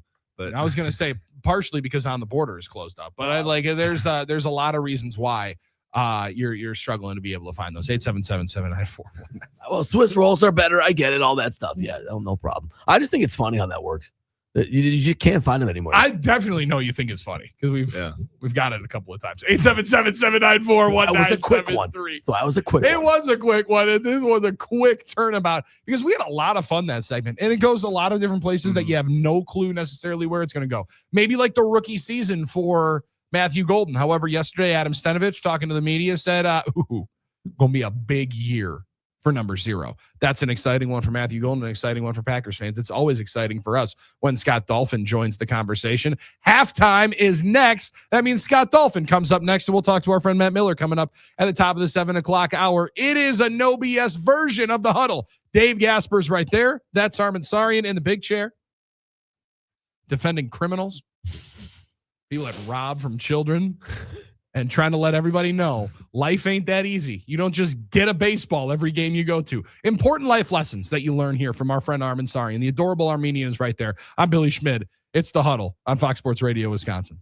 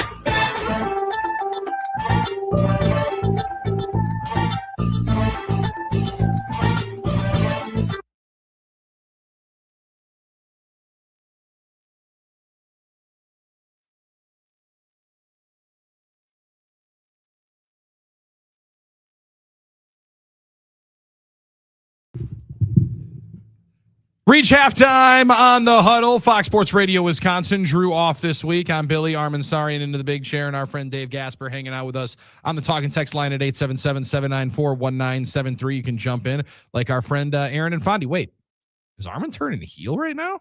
I like the fact that we have people actually wondering if Armen is going to the dark side. That would have been yesterday. May the 4th be with you if he would have all of a sudden decided that he was going to be an angry curmudgeon. We welcome in our friend Scott Dolphin to try to breathe some life and happiness back into our friend Armen Sarian. Dolph, on last segment, Armen was trying to defend the individual that took the baseball from the young lady at the Cleveland Guardians game last week. And people are wondering if the adorable Armenian is having a little turncoat situation here. What was your reasoning there, Armen? You just thought maybe it was the first time he ever had a chance to get a ball? I thought the punishment didn't fit the crime for this guy. I thought people were over the top in the response on it a little bit. I guess not in 2026. Right. Now it started with the discussion. A similar thing happened. Well, it wasn't similar, but in Boston last night, there was a dad with 2 sons. One son got the ball, threw it back. The other son was really upset by that. And I guess this started because I made the point that, you just can't cry and get what you want all the time. If you're a kid, like, you're not entitled to a baseball just because you cried about it. And now these kids know if they go on TV, they can get something from the broadcast crew. And these guys roundly rebuked the idea that kids were intentionally going into games thinking about crying and manipulating emotions. That was the part that really lost us, Dolph, was where it was the planned attack to go in, cry, and then get a baseball from one of the broadcasters here. Dad was coaching him up in the car. As a father of sons, you can see the duality of the two boys. As the one kid holding the phone at the game gets the baseball, get that thing out of here. I love that. And the other one just can't stand it. How on earth are you doing that? How are you so dumb? Oh, he's hot. He is so mad. And Dad's like, all right, I am separating. Both of you go to your corners. Both fighters to your corners as we hit round 3. Little guy's just oblivious to the whole thing. He's like, what did I do? Funny, which is and hilarious. the older brother is going to hold it over his head forever. Oh, yeah. You just at that kid's wedding day, I was 20 just years gonna down say, the road, yes. For his best man speech, he is going to be bringing that up. He's also going to have to go through lifelong counseling because people saw him cry and now he's gone viral. He'll be like the kid at the Northwestern NCAA basketball game several years ago. Oh my gosh, thinking he should think because he couldn't get what he wanted all the time. Yeah, because he couldn't get what he wanted all the time. This video's got 7 million views overnight. It's crazy. It's not a bad thing, but it's just wild to see now how we react to these type of things. And like, you tell me this kid, you don't have a baseball at home. You probably have a bucket full of baseballs in the basement. You don't play with. Awful argument.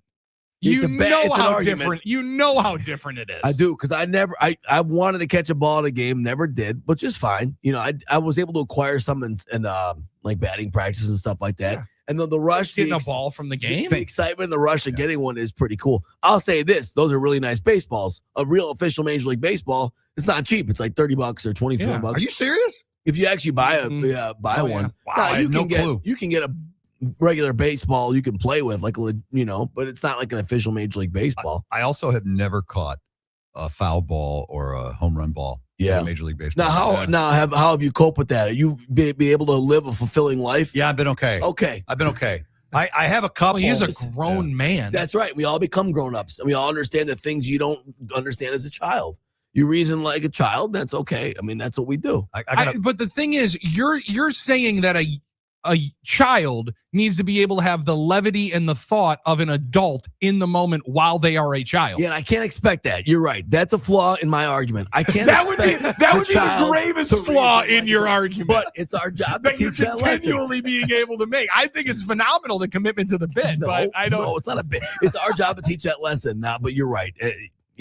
Getting older.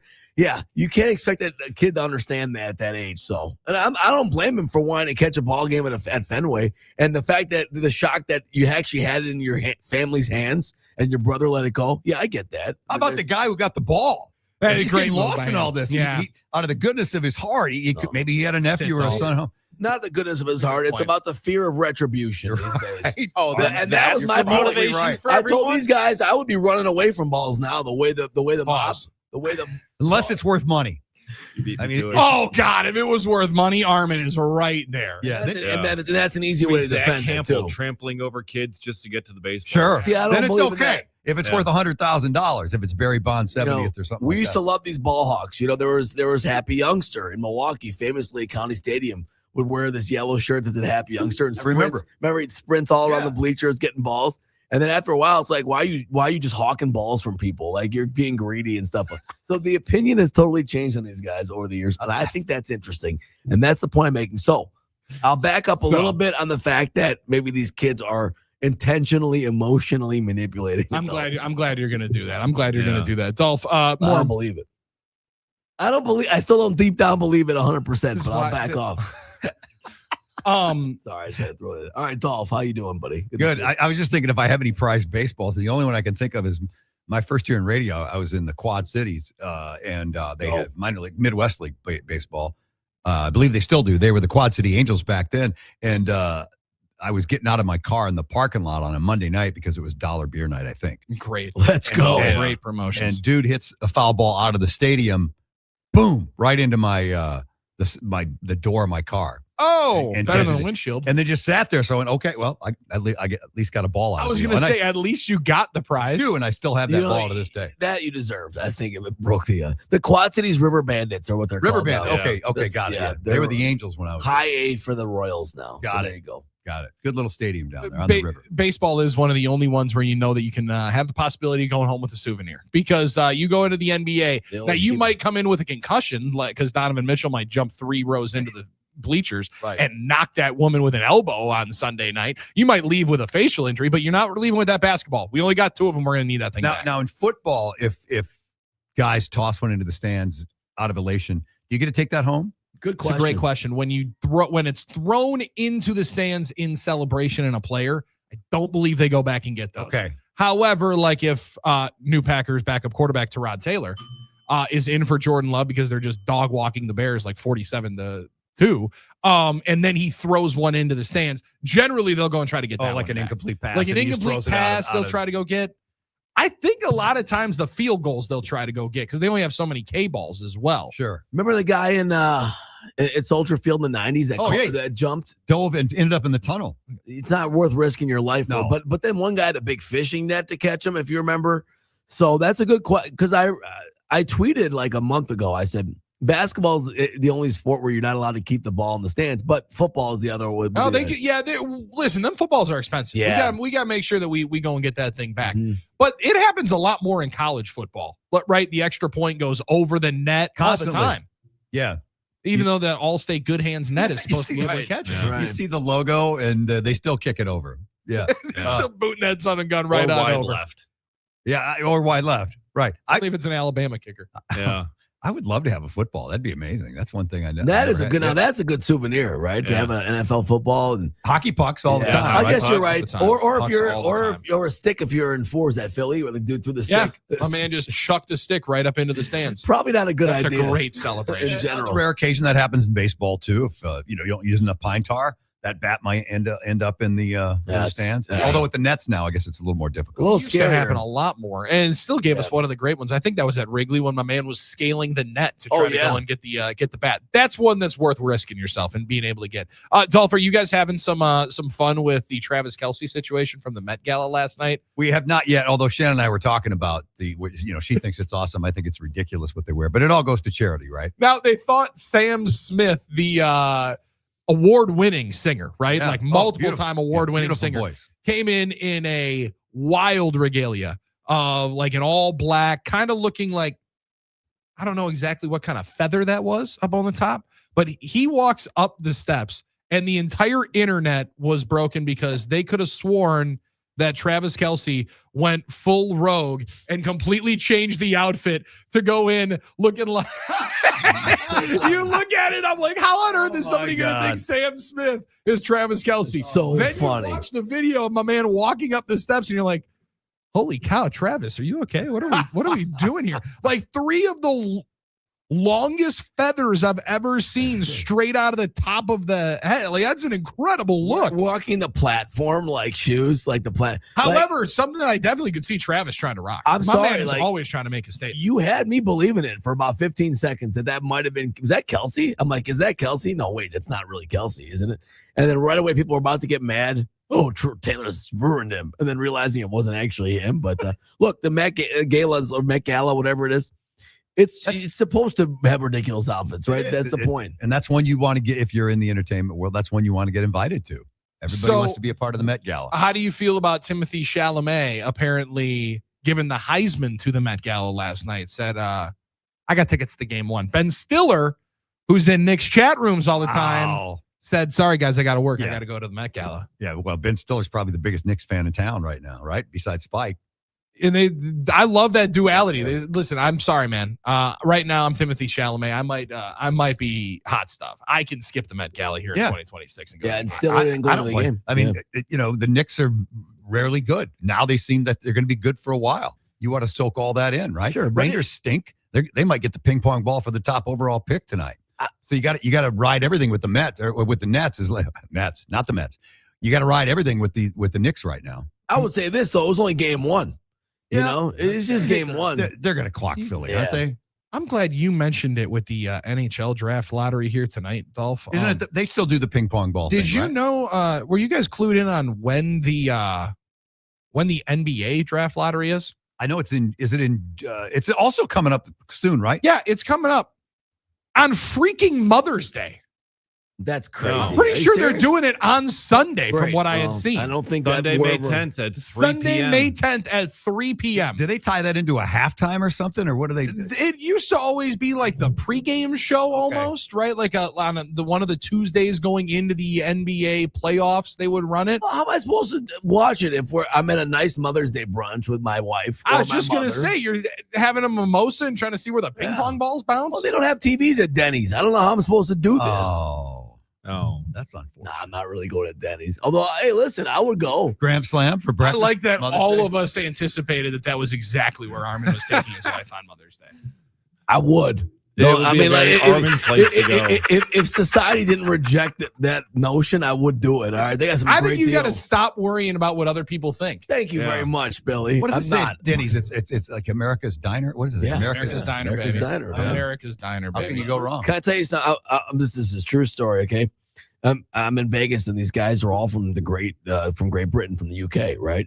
And I was talking to them, and they said that they were having a great week, a great time on their trip to Vegas, and that they were eating breakfast at Denny's every morning on the strip. That. They were like, "This is That the greatest." one on the strip is I'm like, steak and eggs for breakfast, mate. Like they thought Denny's was like the most awesome thing. They were walking across the street from Parkham Gym to Denny's every morning. I didn't know Denny's had steak and eggs. Oh, come on now. You know what? I've always been a Grand Slam guy. Me too. But then again, I don't think about. If I think about getting steak and eggs for breakfast, I'm not really thinking about Denny's. But I think you're right. We just don't think about that. So that's a good point. Just checking out their menu right now. They probably have one up there somewhere. Or maybe they have a special menu there. Come on, yeah. They're not messing around. I think the tough thing is, Dolph, I go to every one of these breakfast places. They're all over the place now. Every single one of them either says berry or honey. It feels like one of those two is now the name of the new breakfast places that continually pop up. And I feel like I damn near get the exact same thing every time. Some kind of eggs, some kind of ham and cheese in those eggs, and some kind of pancakes. Me too. I'm like, Armen, mix it up. I look at the dang menu, and it looks like not full Cheesecake Factory style, but I never end up being a little more adventurous. So you don't get berry or honey on anything that you get. Yeah, exactly. No, I don't. I never go with the honey berry pancakes. The selection is mind-boggling at some of these places, especially if you're going out for breakfast or brunch anymore. Some of these like absolute Bibles of menus is just incredible. You know? And I like the fact that you get 3 meals. I mean, so you go there and you get your entree, but then you get to pick between pancakes and toast, right? Which is also a meal. And then it's, hash browns, and you can also get a side of fruit or pick your meat.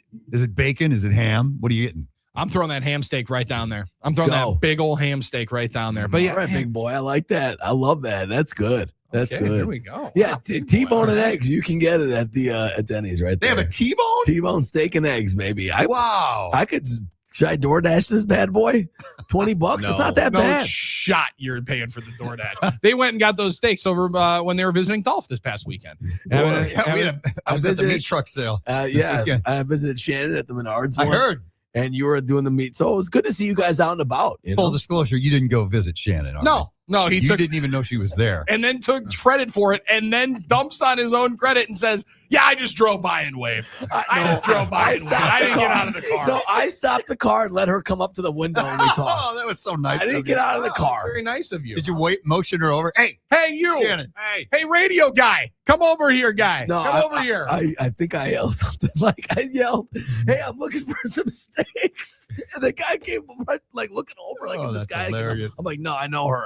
I'm here to see my friend Shannon from FM 106. Armen was at Menards because his wife sent him to Menards Oh, to pick my up some goodness. shelving. Yeah, by herself. And It was- surprise, he recognized other faces from the radio station there. Yeah, and he was he did everything but want to go and get the shelving rack. Did you put that thing together? Yeah. Well, we haven't done it yet. No, and I'm saying we. So his wife hasn't had time to be able to put it together. Oh man, we're running out of time, but I'll say it really quick. Yeah, I asked it like the guy's going to get the big cart because I was just in order to scan. I'm like, get the order. I'm like, okay, and this big box starts coming. I'm like, oh my goodness, what's happening? What did my life just become? Now I'm thinking about I gotta get this thing, put the seat down in the car. And I asked the guy working there, I'm like, is this thing heavy? And he goes, if you're a woman, emotional damage. You deserved all of that. You deserved all of that. And luckily it won't be too heavy for Lara to put together. Oh, no, and you know what? Sorry, you know what?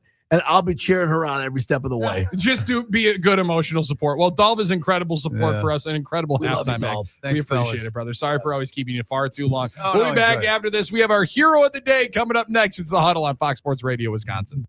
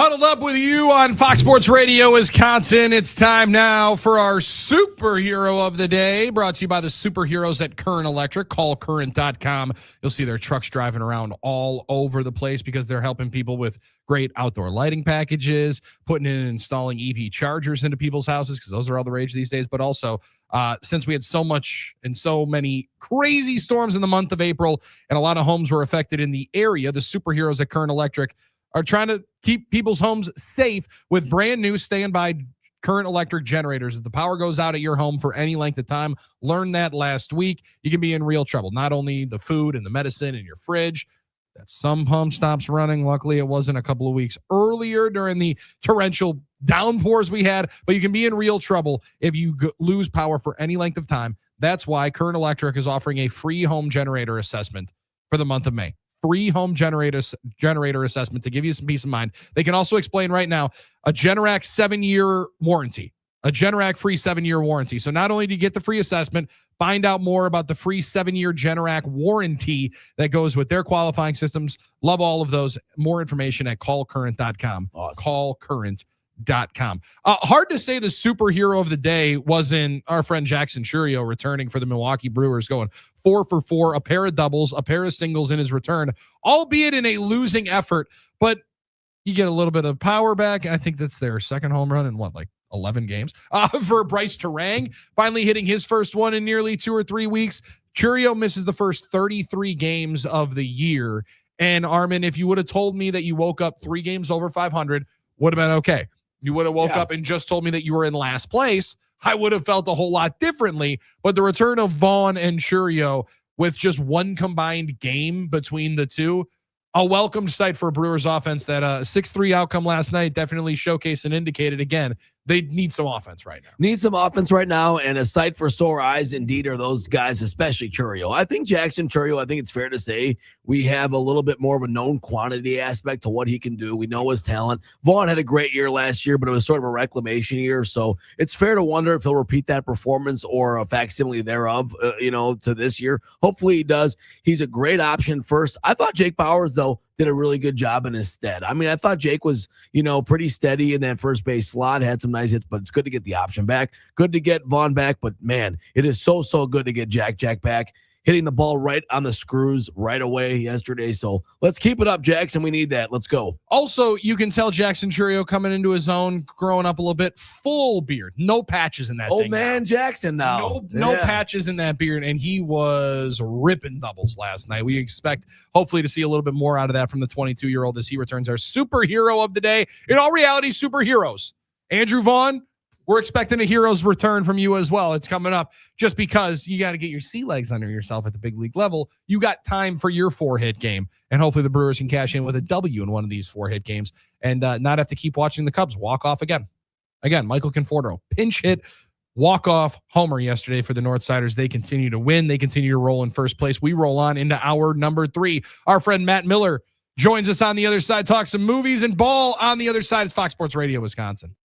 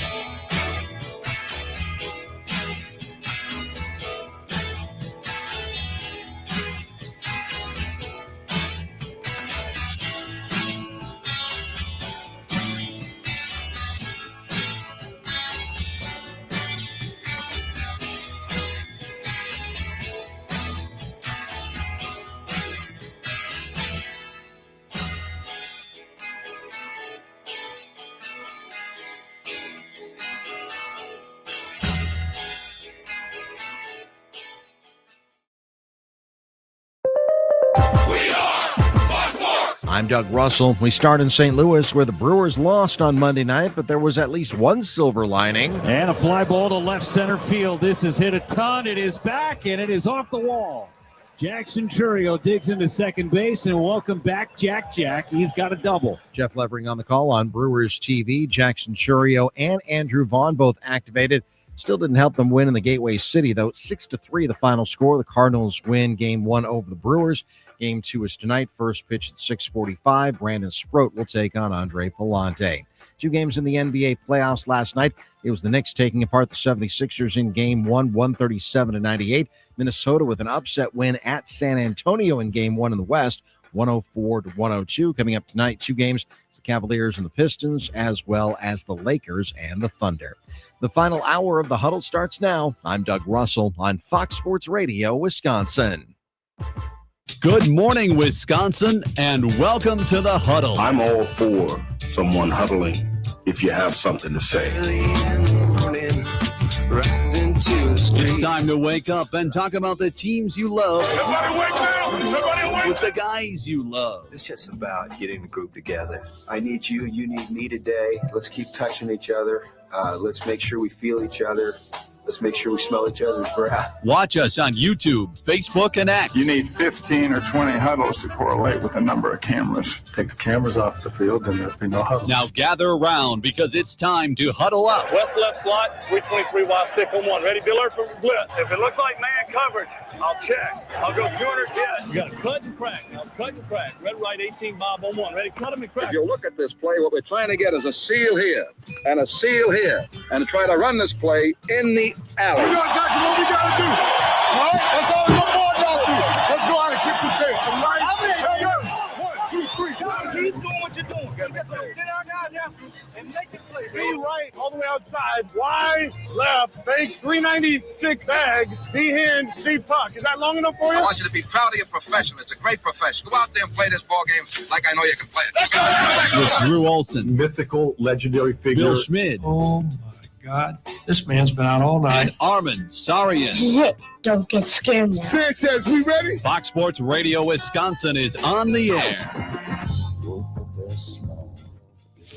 Feliz Cinco de Mayo. It is the Huddle on Fox Sports Radio Wisconsin. I'm Billy Schmid, Armen Sarian right there. Dave Gasper is in here as well. And now joining us, coming up, is our friend Matt Mueller, a man about film, where you follow him on the Substacks. We've had a robust conversation here today. We've reached all the topics from Denny's and Grand Slams, some Vegas stories coming in, which we're absolutely going to share during some buy or sell. We got who's hot, who's not, and a very hot reporter at a GM coming up in a few minutes. But our friend Matt Mueller joins us now. And Matt, you as a man who, thank you for joining us. Welcome back. Welcome back to the Huddle. Welcome for waking up. Thank you for having me and putting up with me sleeping right on through last week. Listen, we sleep through a lot of shows, so you're all good. It happens on this side of the aisle all the time. And I apologize for not getting the pleasantries in there. But we got big things to talk about. You've gone to, I don't want to wish cast on you, but you've got to be in the 4 digits in terms of baseball games you've been to, right? You and your pops go on different road trips to different baseball stadiums, not only professional or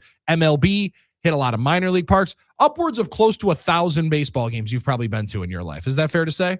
I've seen a lot of baseball teams that people have never heard of. a lot of different milkmen that people didn't even realize were teams. Matt Miller's been able to frequent. Yeah, some Batavia Muck Dogs action. So now when they go to a Muck Dogs game, like maybe the youngster that went to the Cleveland Guardians game, we've had a fun conversation here today in which our friend Armen Sarian did something that I did not anticipate people doing, defending the guy at the Cleveland Guardians game that stole the ball out of the little girl's glove. Ooh, that's a bold stand, Armen. That's a bold stand. Just wait till you hear the stance. It has been because, we need to start teaching some valuable life lessons that you don't just always go to a baseball game and get a baseball. Which is true. Kids need to not be just crying to then get the color commentator to come and give a baseball to them at some particular point. So, Matt, how many baseballs have you gotten? Because it is all the games that you've gone to, I got to think that you've been catching foul balls all over the place and just like Santa Claus, just giving them away to a bunch of people. You would think, but I actually caught my first foul ball just this last summer. Whoa. That's pretty amazing when you consider the amount of minor league games you've been to, you know? Yeah, and games that I've been to with, like, I was at a Clearwater Threshers minor league baseball game. Come on now. Nice. That had a 3-hour rain delay, and therefore it was me, my dad, and like 7 other people in the stadium. Friends and family night. You still didn't get one? It was truly just like there were dozens of us. Dozens. And even that night, I didn't get any foul balls. Partially because I was like, well, this isn't very sporting. Like, going to pick up a foul ball after it's done rolling doesn't seem like the way that's supposed to go. Well, last year I officially caught my first fly ball, my first foul ball on the baseball trip at a baseball game, and it was great. Caught it on the fly. My hand hurt like the dickens. And it was great. It felt tough. like victory. It felt like painful victory. So all those years as a kid, you went through life not catching balls. You were okay with it. I mean, like you survived it. Like you were able to become an upstanding, adult and successful young man. Go to baseball games, it's a fun treat, but I've never considered, and if you asked me whose fly ball I caught, I could not tell you. Like, because if I were to get a fly ball, it would be from like somebody who was literally having a cup of coffee up in the majors. Yeah, like, you accepted You might not even have a baseball reference page, sadly. You accepted the reality that from Greg Jones, cool. McGuire Sosa, Right, you accepted the reality that it wasn't your inalienable right to get a ball. I don't know the right way to say this. Because it's the dumbest argument you've ever made. It wasn't your God-given right can't find a word as for a it. child. Armen, this is a wild argument to be made about a grown man who hasn't learned that lesson yet. Well, I guess my thought was just that the punishment didn't fit the crime when he didn't give it. I should have given her the ball, yeah, but like I don't think he should have been like tarred and feathered by the mom. Oh, he didn't give the kid the ball. That's a bad move. He willfully took the ball from a child. Thank you. I think he was engaged in a battle for a loose ball. No, he wasn't dropped aware. the ball. It was in a girl's glove, and then he went over and ripped it out of the glove. Do you think? Okay, and held it up, looking for an applause. No, that's true. That part was a bad look for him. That part was wrong. But do you think the subsequent response of people trying to get him fired from his job and make him homeless was those are two completely different things. I was gonna say, that's a different argument. Yeah, I don't think we should. That's my So point. your argument is not about a baseball at a game. Your argument is about social media and the impact of doxing people. Yeah, you articulated my point well. That was a point that I would like to make about it. Yes, more so than. But I also think that this you have to understand you're not entitled to a ball just because you're a child and you cry on television. Like that's just not. But you are now. You are, right? If you cry on television, you're a media critic. This is how media works now, right, Matt? Yeah. I appreciate you raging against social media and trying to yell at the sun to not come up and asking social media to be rational. That's just not what it'll do. Diplomatic. Now, on the same vein, I have a movie critic question for you. Let's do that. Let's turn this page and let's get to the movie conversation. Then the Milwaukee Film Festival. Yeah, get you off of kids don't deserve things. We'll get to the kids don't deserve good things to happen to them. And I want to get to the film festival recap too. You know, the guy really is the true hero of the day. The guy that came up with the easy as stealing candy from a baby. If that guy wouldn't have taken that candy from a baby, we would have never gotten that beautiful thing. I apologize. That's a good point. That phrase is about Armen. About Armen, yes. One thing I like about you is I think some critics are too into their bubble sometimes and they divorce themselves of what the culture really likes sometimes, right? And that's a problem for movie critics. So you always see there are certain movies that have, when I look at the tomato meter, I like looking at Rotten Tomatoes, they have this wide gulf of like the reviewers and the actual audience. And it's dangerous if you lose touch sometimes of what people are actually enjoying. So the reason I asked that is that Michael, the musical about Michael Jackson's out, right? Yes. It's a big deal. Michael Jackson's one of the all-time pop stars in the history of civilization. You know, Elvis, you might put Taylor Swift in there now, but Michael Jackson was beyond all this stuff, right? So this is, in theory, going to be something a lot of people will like. And it's got a huge audience rating, 97% or something like that. And the critics don't like it. It's like in the 30s. Why do some movies hit this way? Why do some, is it like we just love anything Michael as a people? And then like, but wait, we're going to analyze it as a movie. What is it? I do think that's part of it. That part of it is on some level. You guys talk sports, and if you're talking, you guys watch a ton of games across the board, and you're pretty well educated, I would say, on these topics. That's And nice. so, Thank you. if you're talking to someone who maybe watches a baseball game or a basketball game 1 or 2 games a year, what you look for and what you watch in a game is going to be different from what those people look for. And I think that sometimes happens with criticism where, critics who've seen a lot of musical biopics and have seen a lot of seen a lot of movies, they come into the movie and they're like, wow, this is really rote. This is really cliche. Sure. This is playing the hits and not even frankly very well.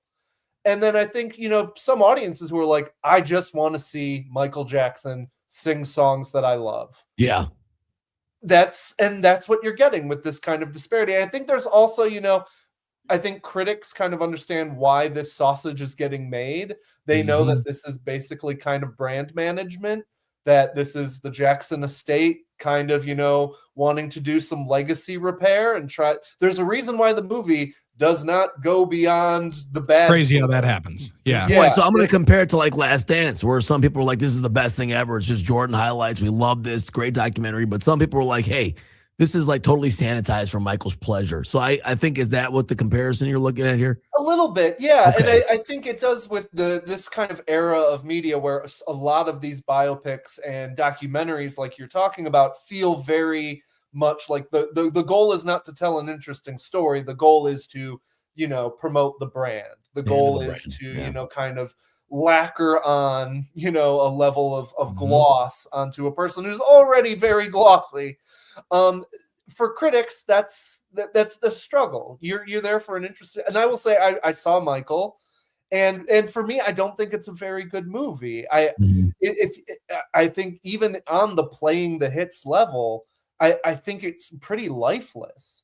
But I think if you're somebody who like just really wants to see Michael Jackson again and have a sense of what it might have been like to kind of see him in his prime, then I think you may enjoy the movie. But I would argue YouTube and Spotify exist for a lot cheaper, and you can watch that without kind of the weird storytelling approach that I think they go about in the movie. But it's making a ton of money. I think it's almost made $200 million in 2 weeks already.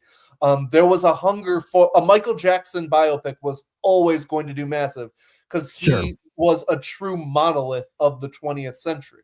He is one of the biggest celebrities of our lifetime.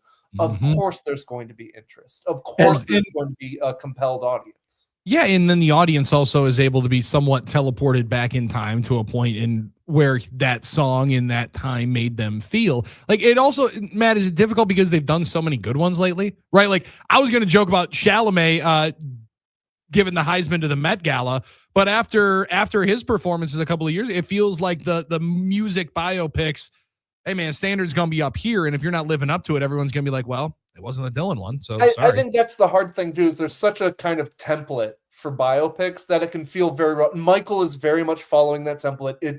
The movie's produced by the guys who did Bohemian Rhapsody, which very much followed the same template. Though I would say Bohemian Rhapsody does a really like the thing about Bohemian Rhapsody, the reason that movie made almost $1 billion because that movie ends with like 20 to 30 minutes of literally playing the hits and feeling like you are watching this incredible concert moment. Like there is something to be said about sending an audience out on your highest note. And that's what Bohemian Rhapsody does. And I don't think Michael quite is able to pull that off, especially because, again, the movie ends and it's just like, and then nothing else happened with Michael Jackson. Nothing else to report. Anyways, moving on. Off to Neverland. Yeah, where it's a lot more complicated. Well, is it also because the Elvis one comes out at a similar point in time? Is that like the same vein? Because my wife's all juiced up. Now we have multiple days planned to go see the Michael one and the Elvis one.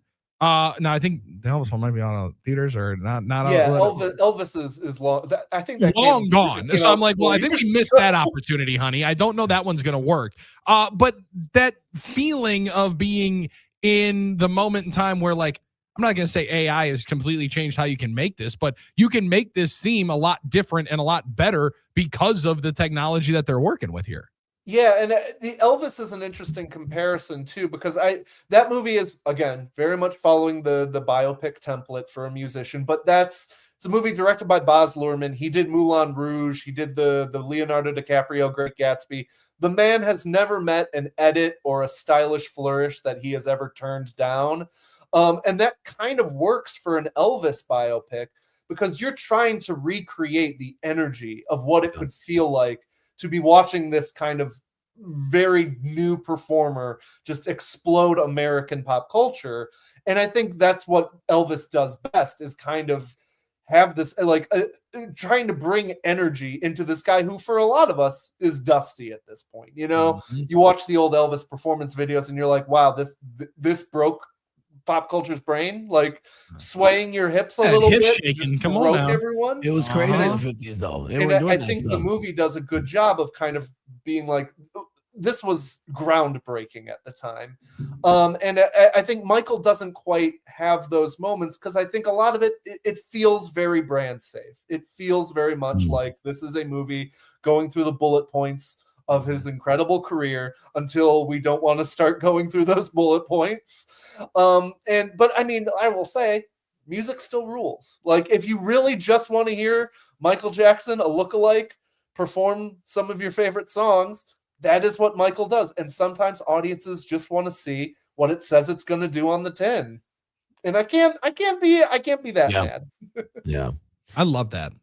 Because there's some folks that do just want to grandstand and be like, well, this isn't what it should be. Like, all right, hey, you like what you like. You like music. And listen, playing the hits works. That's why they keep talking about the Cowboys and Lakers every single day on ESPN. When it's hitting, it's going to play, and we're going to continue to hammer more of it home. Yeah. Matt, I was reading up on A Man About Film online is where you should follow our friend Matt Mueller. And I got to bring something up because I could not disagree with you more. Oh, boy.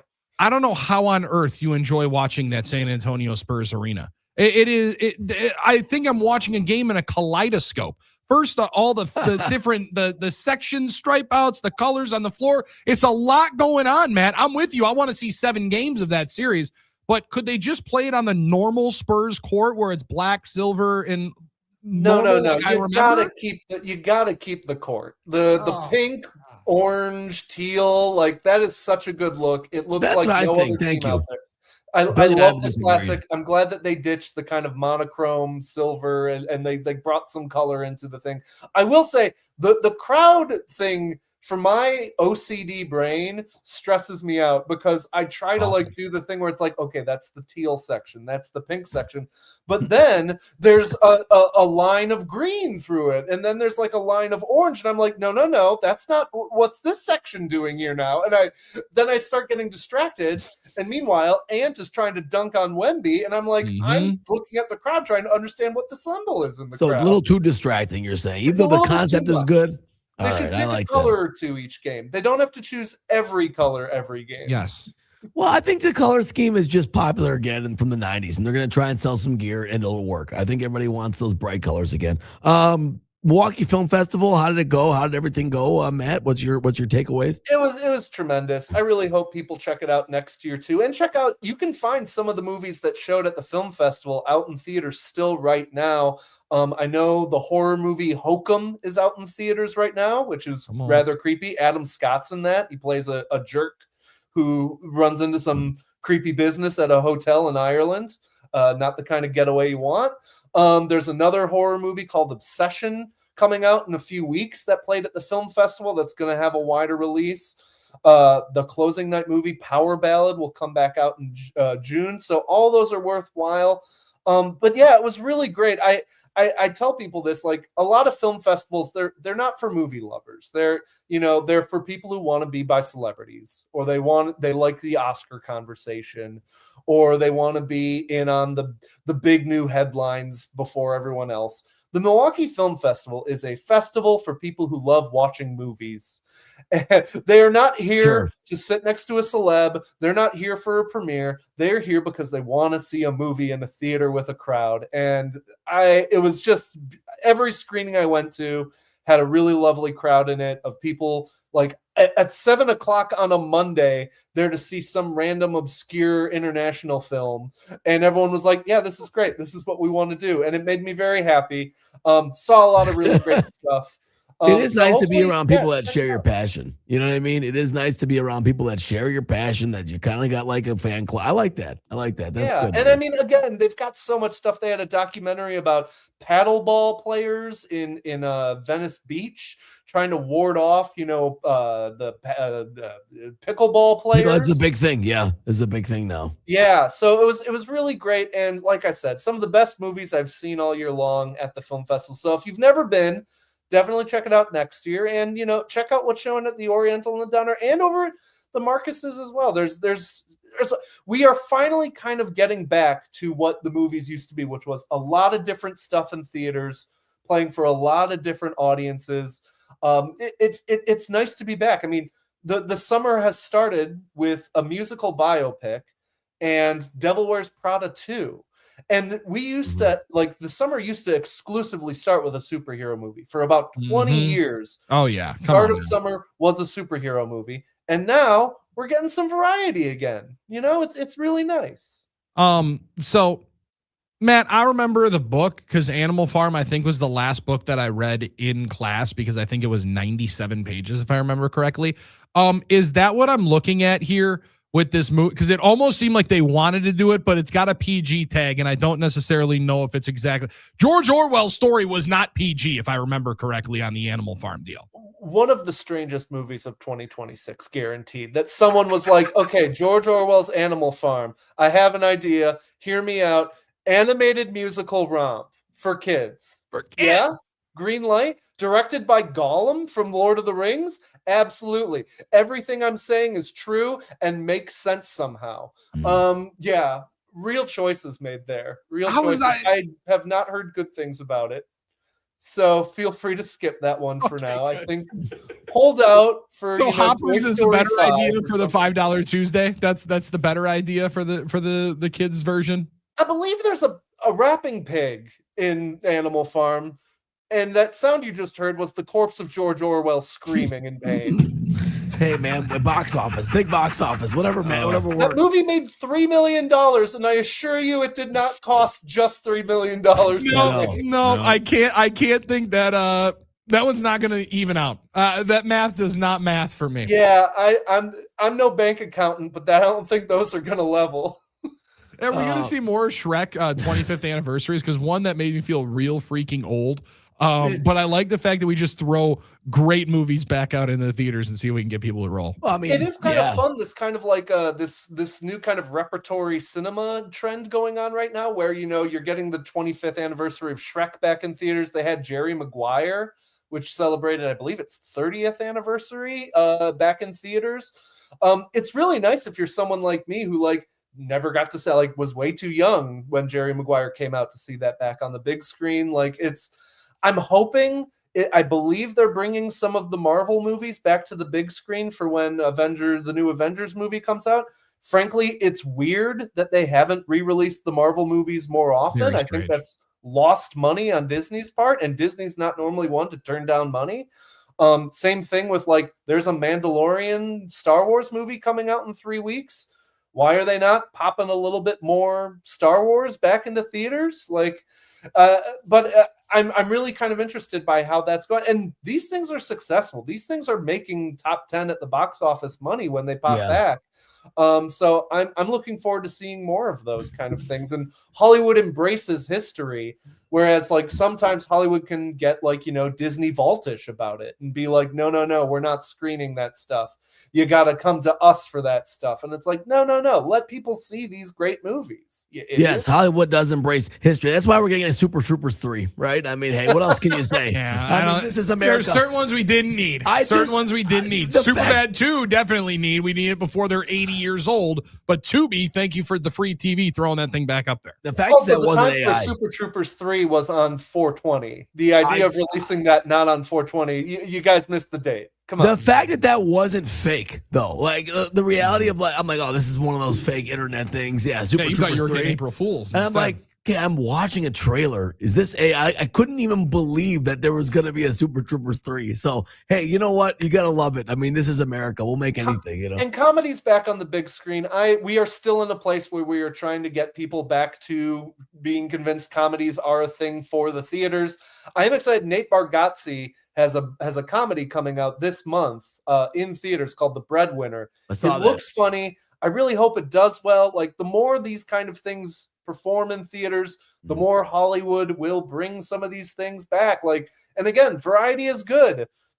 Hollywood did a great job kind of convincing people that they didn't release movies in theaters for them. And now they're kind of reminding themselves like, oh yeah, we should remind people that rom-coms are fun on the big screen, that comedies are fun on the big screen, that dramas for adults play better on a big screen. So it seems like we're kind of learning that lesson again a little bit. We got a new Spaceballs coming out next year. There you go. We got a new Spaceballs coming out next year. We got a new rom-com coming out later this summer. Like, who's going to redo Basketball? Well, Bob Costas being that one too. That was a wild movie, man. That was. Why have they not made real basketball too? Like, that's the question. How did Spike TV back in its day not come Good up point. with like, we're gonna do real basketball? You would think somebody would have latched onto that gimmick. I mean, look how popular Banana Ball is. I was just going to say, if Jesse Cole would have went that way, it might have worked. Yeah. We watched marble racing during the pandemic, and no one thought that real life basketball would sell. Like, what are we doing here? You want some real comedy here, Matt? Because I was reading Adam about film again on the Extreme. 2017, DJ Wilson, 17th overall pick. Oh no, don't.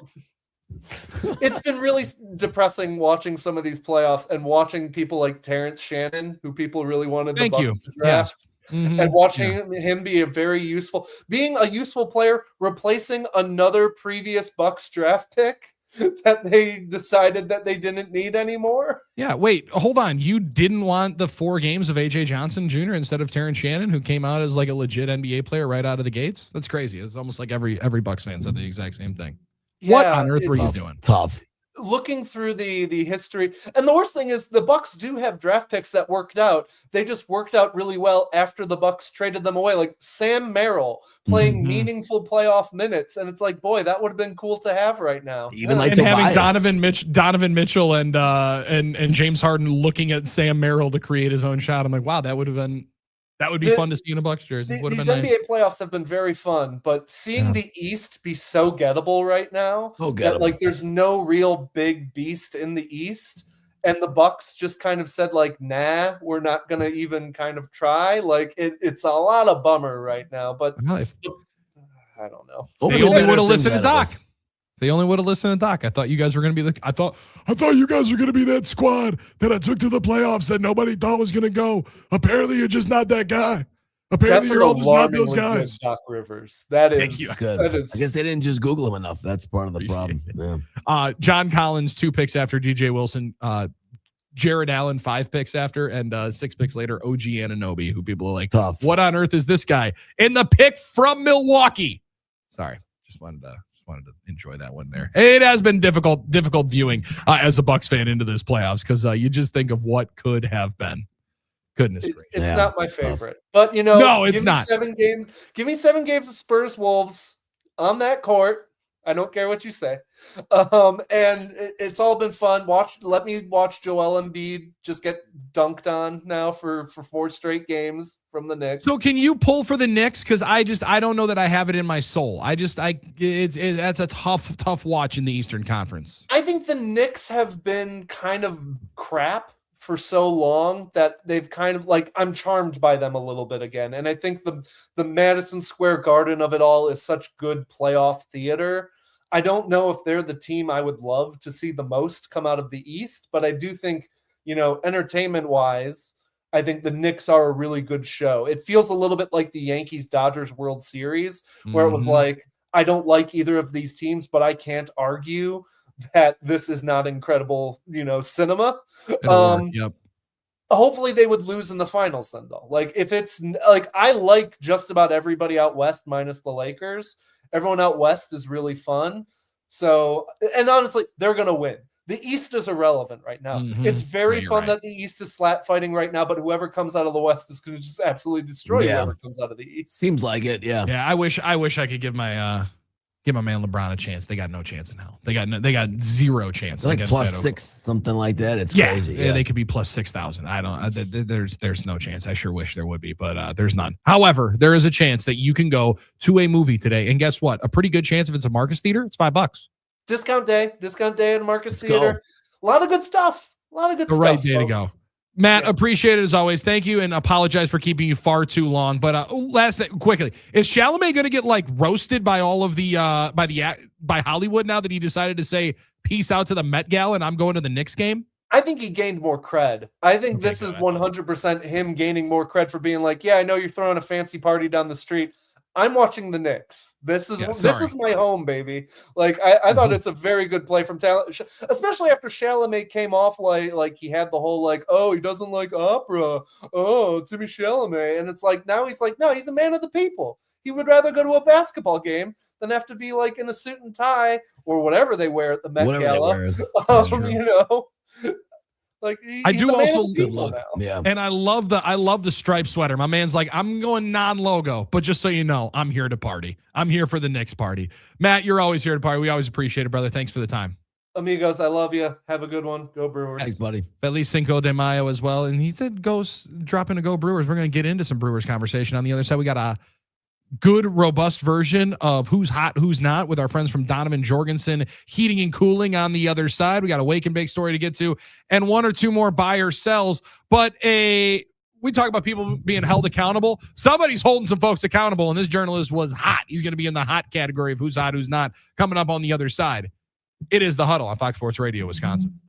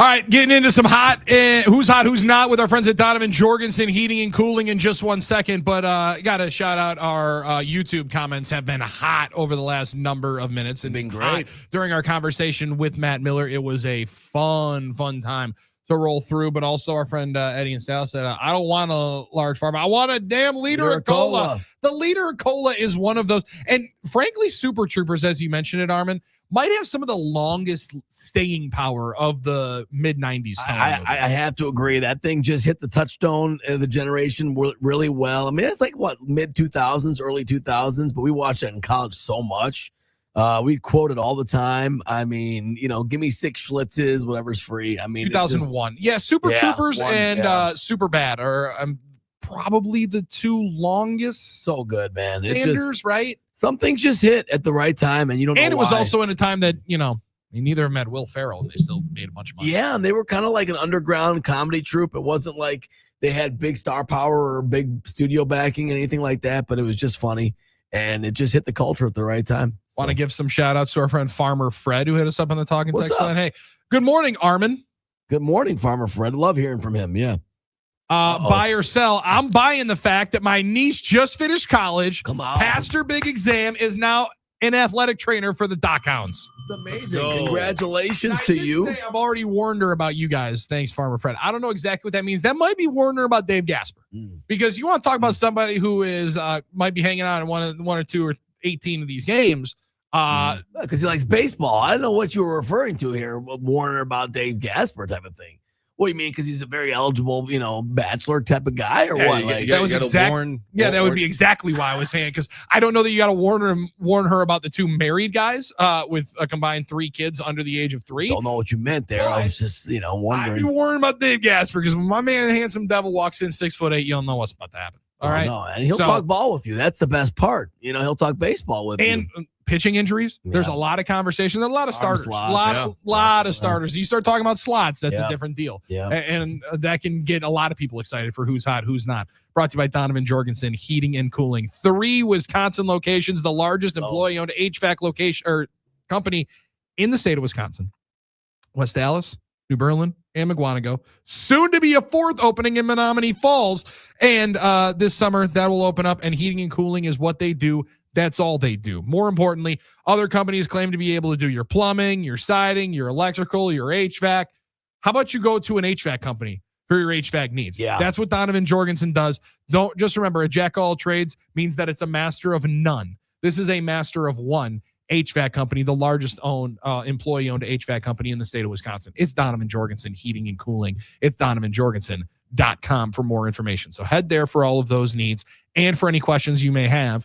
But they bring us who's hot, who's not. And hard to not start with the hot category of it being Jackson Chourio, 4 for 4 in his debut of the 2026 season for the Milwaukee Brewers. And I would like to be able to throw into the hot category just because we haven't been able to for quite some time. Hey, man, Luis Rengifo, for a moment, they're driving in the only Brewers run for the majority of the game last night. How about it, Luis Rengifo? We'll take and it. more importantly, that average climbing itself up all the way up to 188. All the way up to 188 and close Might to be able to hit Mendoza. his weight soon. He might be hitting his weight, might be hitting a Joey Ortiz soon. So Yeah. we're starting to see how many batting averages we can get out of the 200 variety, because we have too many of them at this moment for the Milwaukee Brewers. Who's not? Chad Patrick wasn't all that hot yesterday. Tough night for him. Just trying to 10 base runners allowed in 3 1/3, 4 earned. All of them earned that he surrendered. And most importantly, the devastating blow, the bases clearing double after the intentional walk to her. And we're trying to find, him to, find his footing, ensconce himself in the rotation a little bit. And it'd be nice to see him trying to, we need a kind of that veteran presence right now. I don't know if he counts, but hey, with all the moving parts in the rotation, it'd be nice to see him kind of establish that more. But Chad Patrick's a good pitcher. He'll figure it out, but it wasn't his night. Hunter was on it early and for the last couple of weeks that you could see Chad Patrick maybe being the odd man out in the equation when Quinn Priester would return. That he's never gotten that chance really to now, be a I don't know starter. that Quinn Priester is going to get the Anthony Volpe treatment. Yankees fans were losing their minds because he just finished his rehab assignment, and they said, hey, how about you just stay there? How about you just stay in the minors because you've been cheeks up here. So we got somebody who's playing well. We're going to keep you there. I don't necessarily know that anybody has played themselves out of a rotation. Brandon Sproat, you would have thought for the first couple of starts was going to pitch himself right up out of the rotation. Struggling at first, but it's stabilized. Started to stabilize and started to be a nice piece. And I think that they would get a little bit of help. That there's a little bit of reprieve, a little bit of juice to try to keep them in the rotation as somebody you grabbed in a massive trade during the offseason. I would struggle to think that Sproat would be the odd man out. Could you see that, Dave, of Chad Patrick being the odd man out once Priester kind of returns to form? Now, that could be 2 or 3 more outings, it would appear, because he's back from his rehab assignment. They would then send him back out for another 21 days, correct? They could send him out for another 30 days. 30 days. Once they start the rehab assignment. But he's got shoulder soreness that they're getting imaging on and testing on. I'm not so sure we're going to see Quinn Priester back very soon. Just with how much he struggled out there on his rehab assignment, now having the shoulder soreness. It could be a little while longer before we see him get back in action there. But Patrick, I mean, we've seen him get openers from time to time that we haven't seen for some of these other starters. The ERA largely has been good, but he hasn't had the strikeout stuff, hasn't been quite as good as he was last year. So maybe he could be trending in that direction of being that odd man out. I like what you said, because the ERA hasn't necessarily reflected the action on the bases. Yeah. Right? Like, I mean, he had what, five walks last time out? 5 walks last time at home against the Diamondbacks. Now, luckily, he was able to get himself out of a lot of trouble. Yeah. But that it's all about the guys are able to cross or not. However, career whip so high. You play with fire, you're going to get burned at some particular point in time. Yeah. Chad Patrick in the not category here today for who's that's tough. But you still believe in his ability to be a big help to this rotation. Will he ever get that chance? He's got to still trying to earn it. But it's been a good start to the season for him. So I'm still confident in Chad. On the other side of the St. Louis Cardinal coin, in the hot category, Herrera, we mentioned that with the bases clearing double. And Jordan Walker's been really good. 23-year-old. He came up super early in his big league career. Yeah, they had a lot of high hopes for him. Yeah. He seems like he's really figuring it out, hitting 300 this year, and has been a nice piece. Also in the not category, everybody that wore a Philadelphia 76ers uniform yesterday. Tough, very tough. Just obliterated. Now the question is, will they kind of come back from that? Do they expend all their energy beating that Celtics team? It's hard to say, Billy. The Knicks are playing better and better, but we've got a lot to be said in this series, and Jalen Brunson, my man, went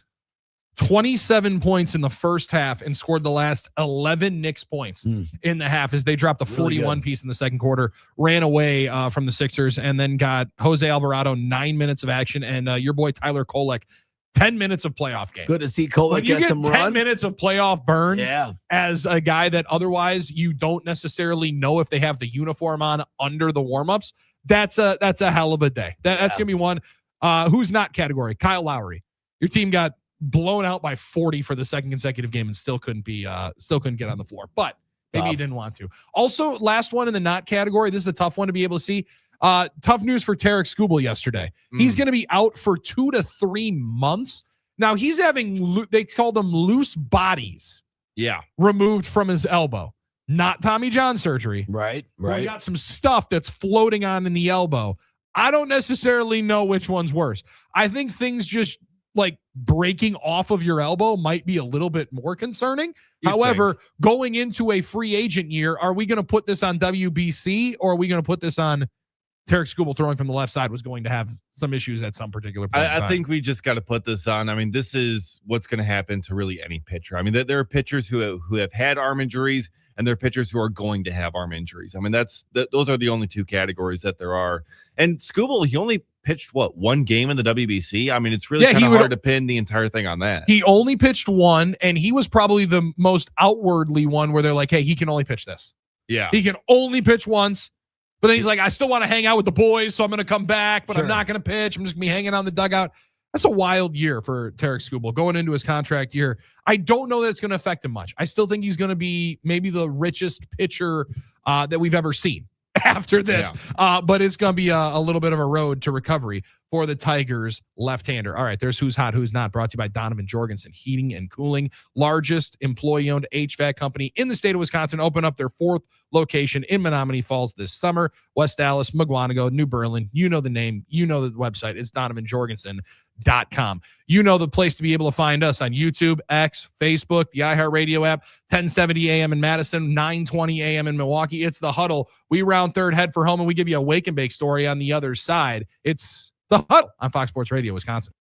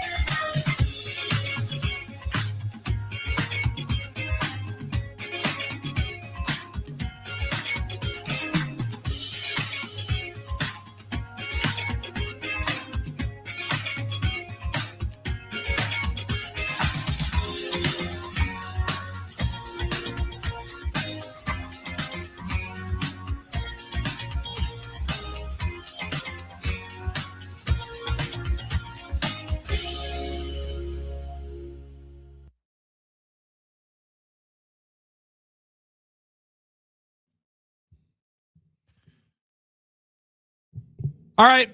Final couple of minutes on a beautiful edition on a Tuesday Club Going Up edition of the Huddle on Fox Sports Radio, Wisconsin. Time for our Wake and Bake story of the day. Brought to you by Happy Place Hemp. Go to happyplacehemp.com. Use promo code Huddle. Get 25% off your entire order and free shipping. 25% off and free shipping. What's better than that? Going to happyplacehemp.com, using promo code Huddle, then getting the Drift seltzers, Drift gummies, all shipped to your door in discreet packaging, and then actually being able to enjoy. That's better than saving the money, because when the product arrives, you're going to be in awe and happy that you did. And then you're probably going to go back, use promo code Huddle again for 25% off and free shipping once again, because it's just that good of a deal, and their products are amazing. I don't know if this is like the best wake and bake situation and story that you possibly could have, but Armen, I feel like I had to wake and bake to look at all of these outfits at the Met Gala. Yeah, I know pretty wild stuff. I'm like the least fashionable guy in the world, but if that's fashion, I'm cool dressing the way I am. Well, it's not like fashion you'd wear like on a regular basis. It's supposed to be crazy and weird. I think I saw Katy Perry like in a fencing mask. That's the last thing I'm doing. I don't think it's functional. I always believe form, follow, function. I don't think I'm wearing that tomorrow to work. No, but I am glad Joe Burrow's there, because if there's going to be any sports infusion into the Met Gala, Joe Burrow and Justin Jefferson can do it, and we'll hang out here in the toy aisle. It's been a lot of fun. Thanks to Dave Gass for hanging out with us. Matt Mueller, Armen, let's do it again tomorrow. Let's do it. We'll be back tomorrow, coming up live at 5. It's been the Huddle on Fox Sports Radio, Wisconsin.